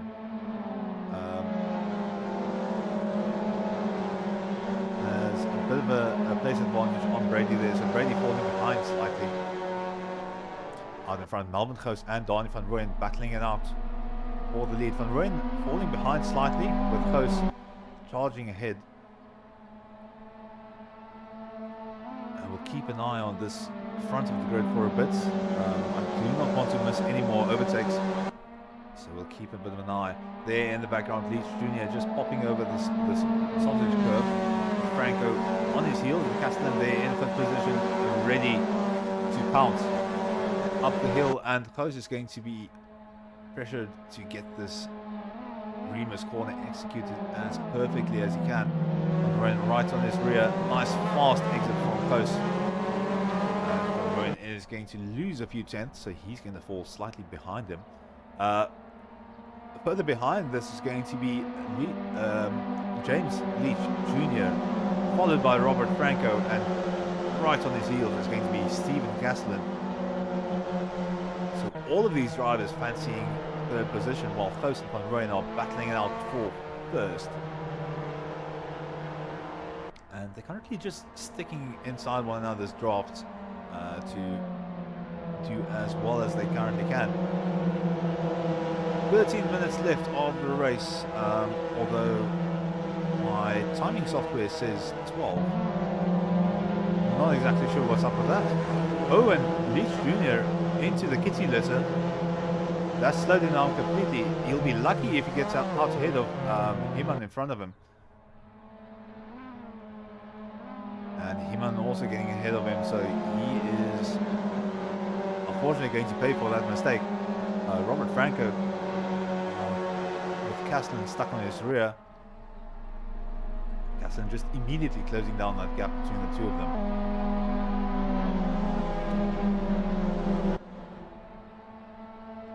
Goos has just done an absolute stellar job here out in front, just so far ahead of the rest of the pack at the moment. 1.7 seconds. And behind them is going to be Franco and Castellan, possibly pulling alongside one another by the time they arrive at Remus, side by side. And Castellan is deep on the inside looking for an attack. So he just needs to be careful that he doesn't slow the car down too much. Castellan very late on the brakes there, and Franco falling in behind him, not able to challenge that, but his exit out of Remus doesn't look too bad. He's got the draft behind Castellan, so Franco has got the luxury of deciding on whether he wants to attack here, although he's a bit far behind now. Into Sloshgold they go. Franco's going to just look for a good exit. Leach Jr. and Ross Himan swapping positions as Leach starts fighting his way back towards his former position.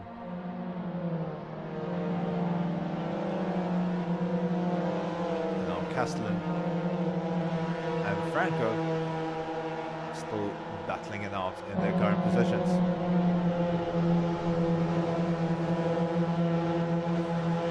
yeah, if you are in the YouTube chat, again, feel free to support your drivers that you are shouting for.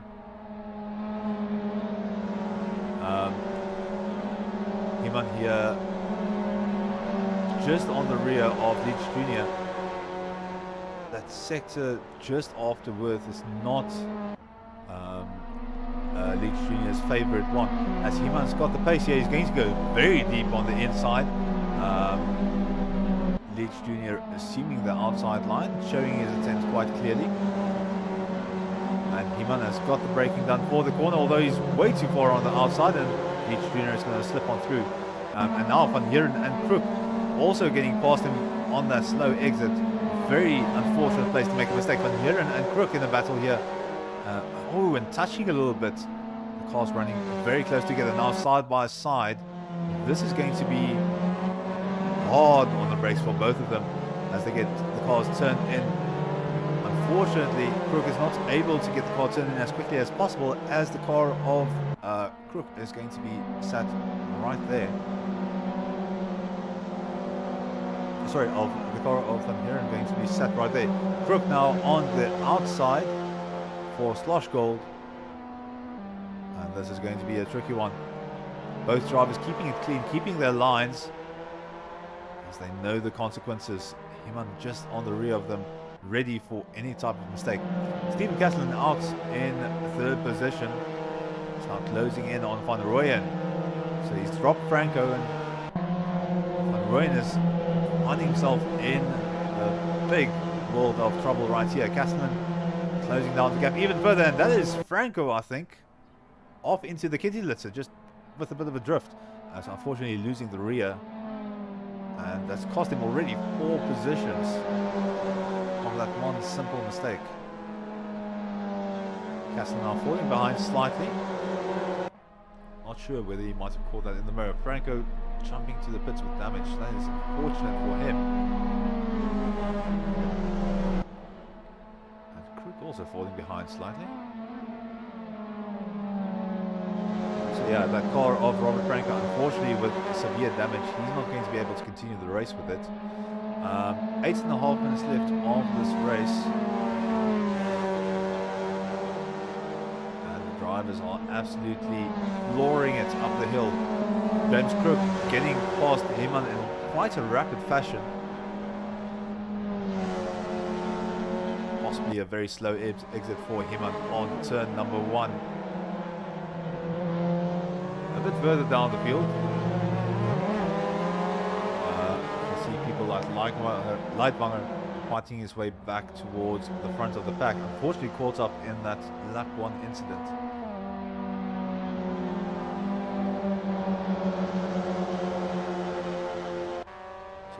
Moss also there getting past Probler. You do have to feel for the poor guy. He's had a very, very rough race. Sorry to interrupt this. Castellan so close there to Van Rooyen through Orange and now into Worth, stuck on the rear. So fancies himself an opportunity here. 2 tenths between the two of them, now 3 tenths. Oh, that is so close. Crook there also very close to Van Heeren, and Himan right behind him.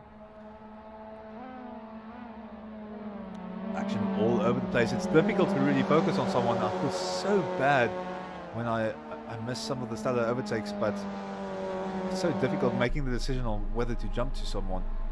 I'm just gonna say, let's say right here, because Castellan is looking on the inside for Nicky Lauda. This is the move for second position, thinks better of it, but that intimidation is going to be sitting in Van Rooyen's head all the way up the hill.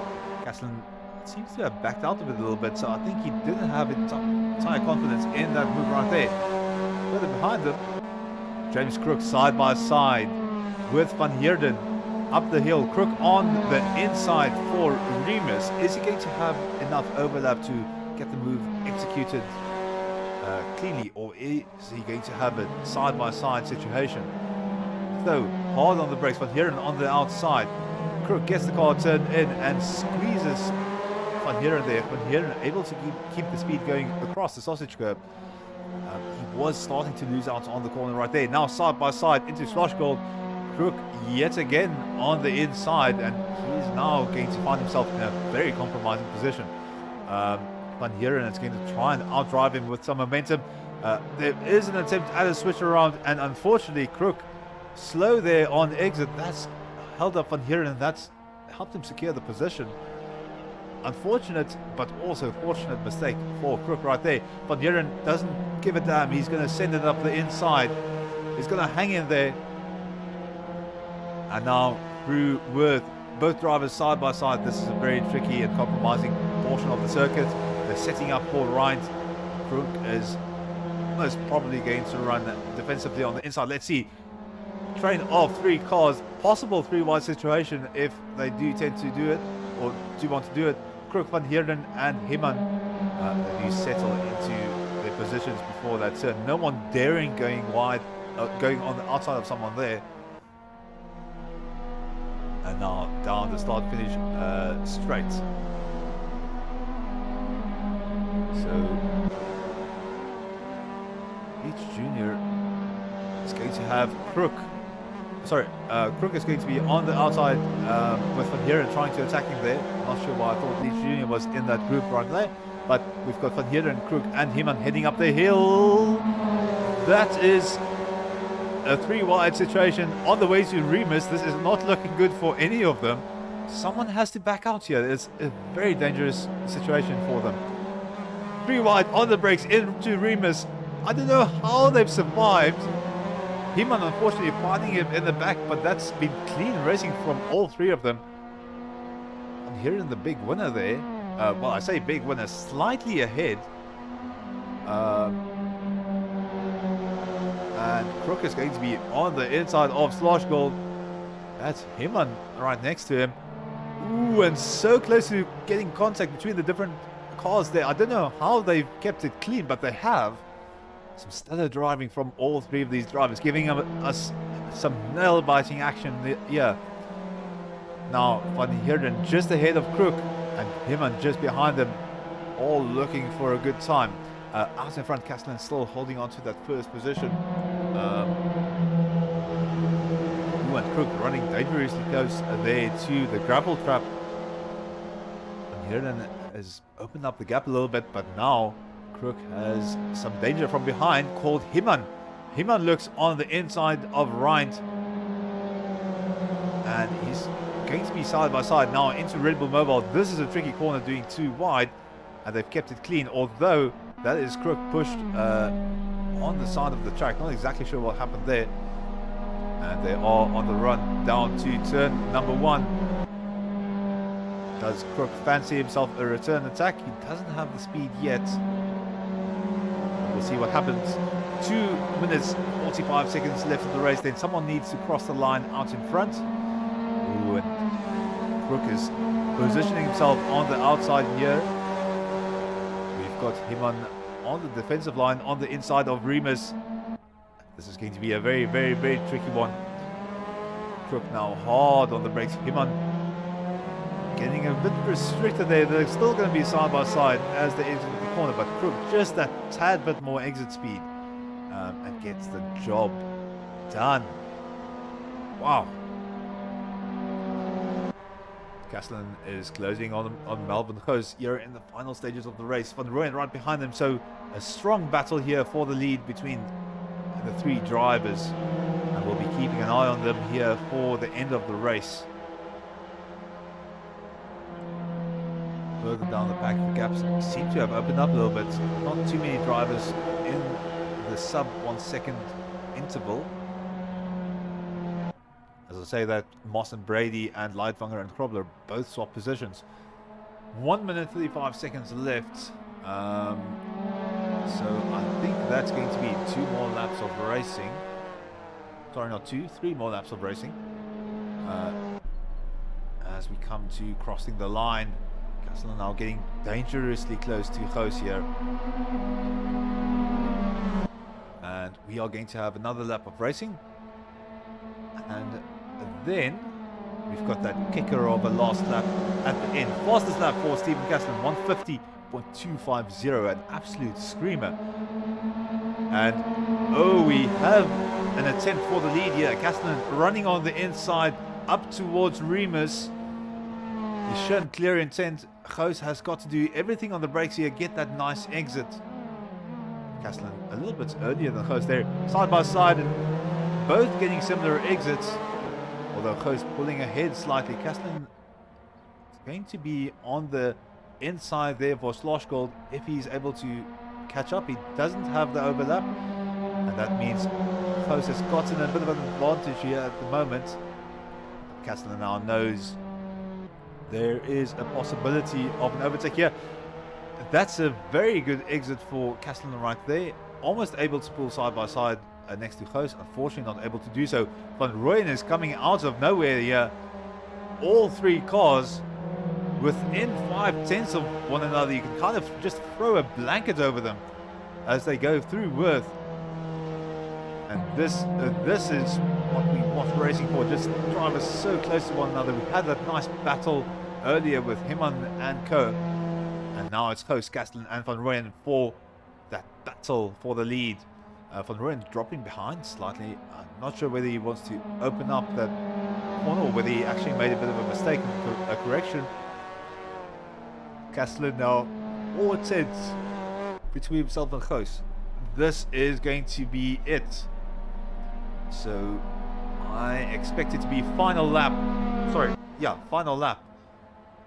And Castellan is yet again on the inside here, not confident enough to take Niki Lauda, and it's put him behind Goos slightly. So advantage to Goos as we head up the hill, one corner down.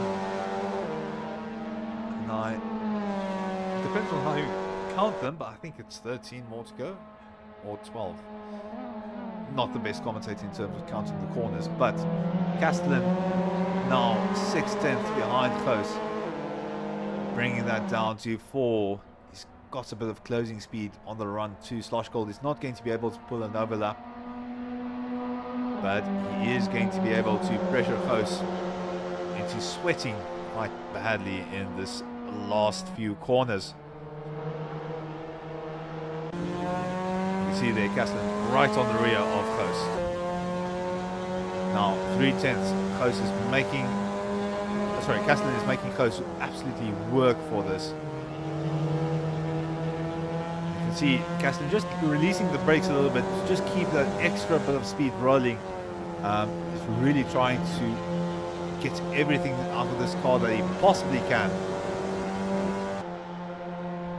Goos now, last few corners, and a lot of his fans absolutely crossing their thumbs. Castellan's fans also crossing their thumbs. This is nail-biting stuff for both supporter groups. And the last corner, that rear just stepping out slightly for Goos, but he's gotten through the corner. He is in the lead.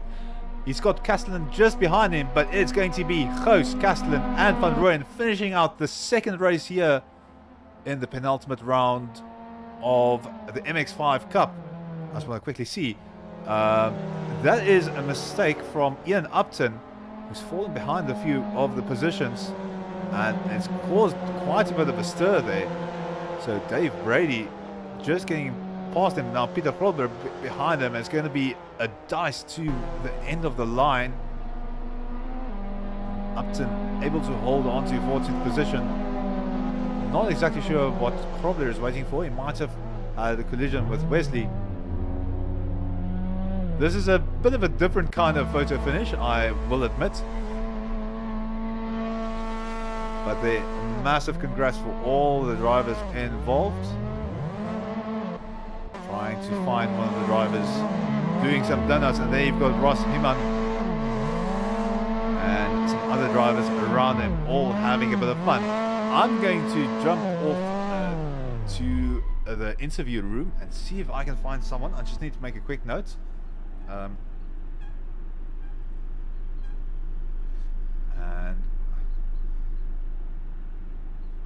fortunately I do not have a photographic memory, so I would love to just blink my eyes and have it all, but not going to work. I'm going to be quiet for a few seconds while I fetch the drivers, so I'll be back with you shortly.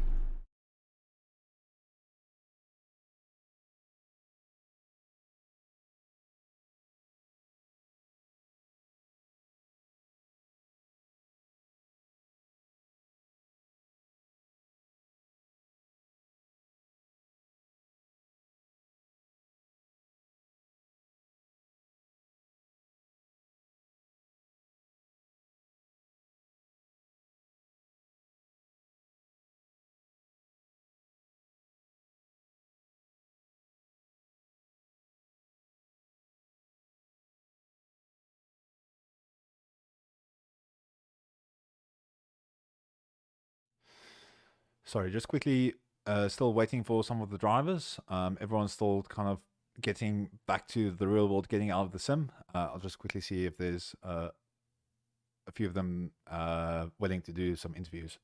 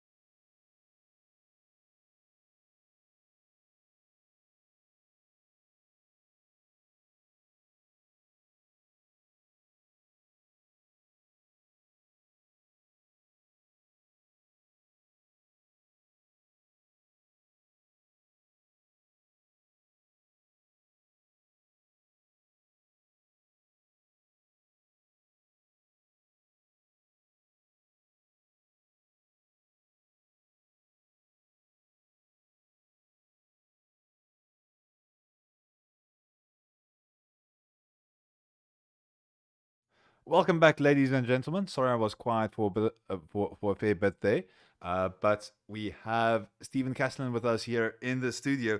And Stephen, just a massive congrats there on third place in the first race, and then second place in the second race. We know, I think your mother Yvonne was watching you.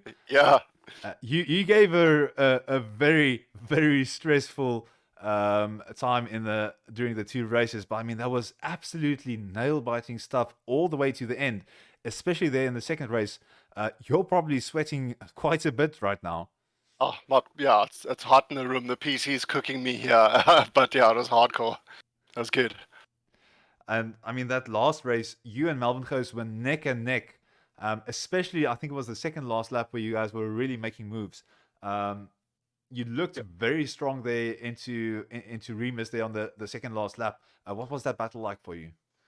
Yeah, I don't know what they were doing at the back of the pack, because I got lucky I think it was right after the first turn, there was chaos in the mid pack, and I just cut through it luckily, like Days of Thunder style, and I ended up with them. But him and Van Rooyen were flying. It took me ages to catch up to them. But then at the end of the race, it was my hands are paining. I think I almost broke my wheel, but it was cool. Yeah, big ups to them. They were fast. Are you driving on a Logitech or a Thrustmaster, or you? T150 Thrustmaster with the Pro pedal setup. I see. Yeah, so that Thrustmaster was working hard for it. Yeah, the plastic wheel does not take it that well. I know. I've got a wooden rig, and in the one race, I was trying to recover from a slide, and I actually pulled a piece of wood off the rig. So you do get those moments where you're really stressing for your equipment. But man, that was such fun to watch. You should definitely go watch it afterwards. Yeah, And every then, week, yeah, I always rewatch. And then, I mean that's a very nice way to kind of get the penultimate round done. But then in the prep for Sebring next week, what do you feel like for that one coming up? Honestly, not good. I don't think I've raced Sebring since like Forza 2. And yeah, that's a long time ago. So I'm not sure. I'll have to do a lot of practice.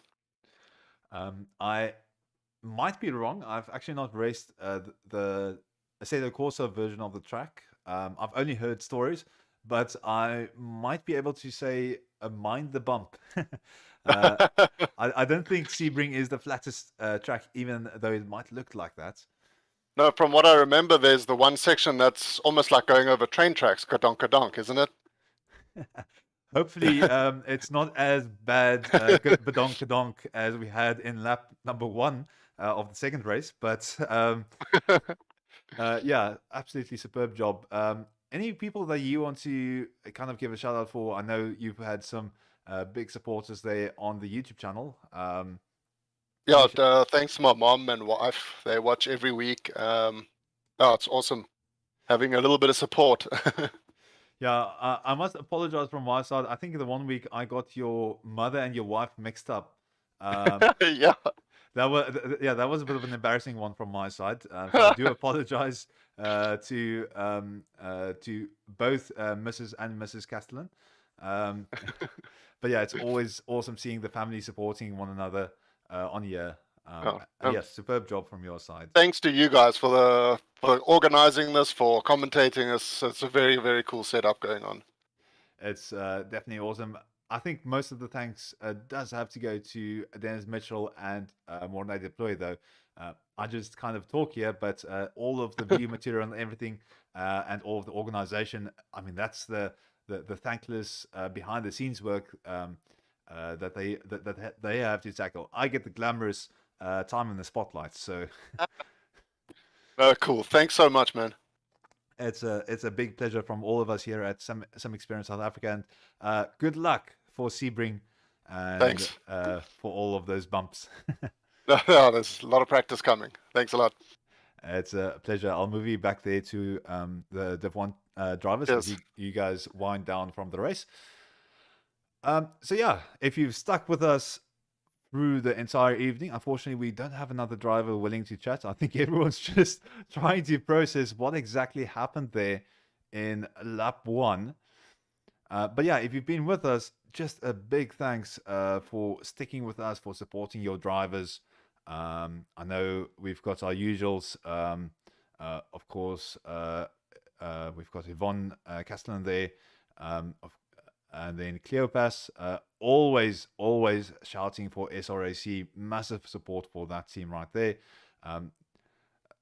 Yeah, I can imagine Cleopas being very excited about what happened there. Right, if you want to get involved, Discord link in the description. Also remember to subscribe to the Sim Experience South Africa YouTube channel. We do schedule our races ahead of time, so you should see them popping up in your YouTube feed. I just need to maybe do a quick check on whether the Formula 1 calendar has caught up with us, because that will mean that we have a special treat for you next weekend. I do think that is the case. But yeah, lots of racing going on. We've got the last round of the MX5s in a week's time. Do not miss that. That's going to be really exciting. Also, at the end of this week, we should, if we do have the track available for Assetto Corsa, we will have our Formula 1 racing happening. That's going to be extremely exciting. Massive amounts of interest from the drivers to be driving those absolutely stellar cars in sim. But that's going to be fun. So stick around on the YouTube channel during the week for that. That's going to be, Formula 1 is going to be on Saturday, and of course the MX5s on Sunday. Then during the week, we've also, I think we still have the R Factor 2 races going on.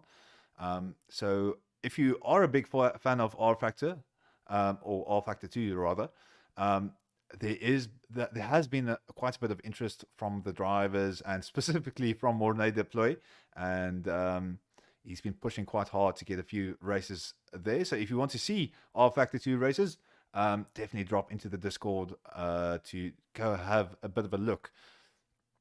From me, Jan Karinas, and on behalf of Sim Experience South Africa, thank you so much for sticking with us. I hope you have a lovely evening.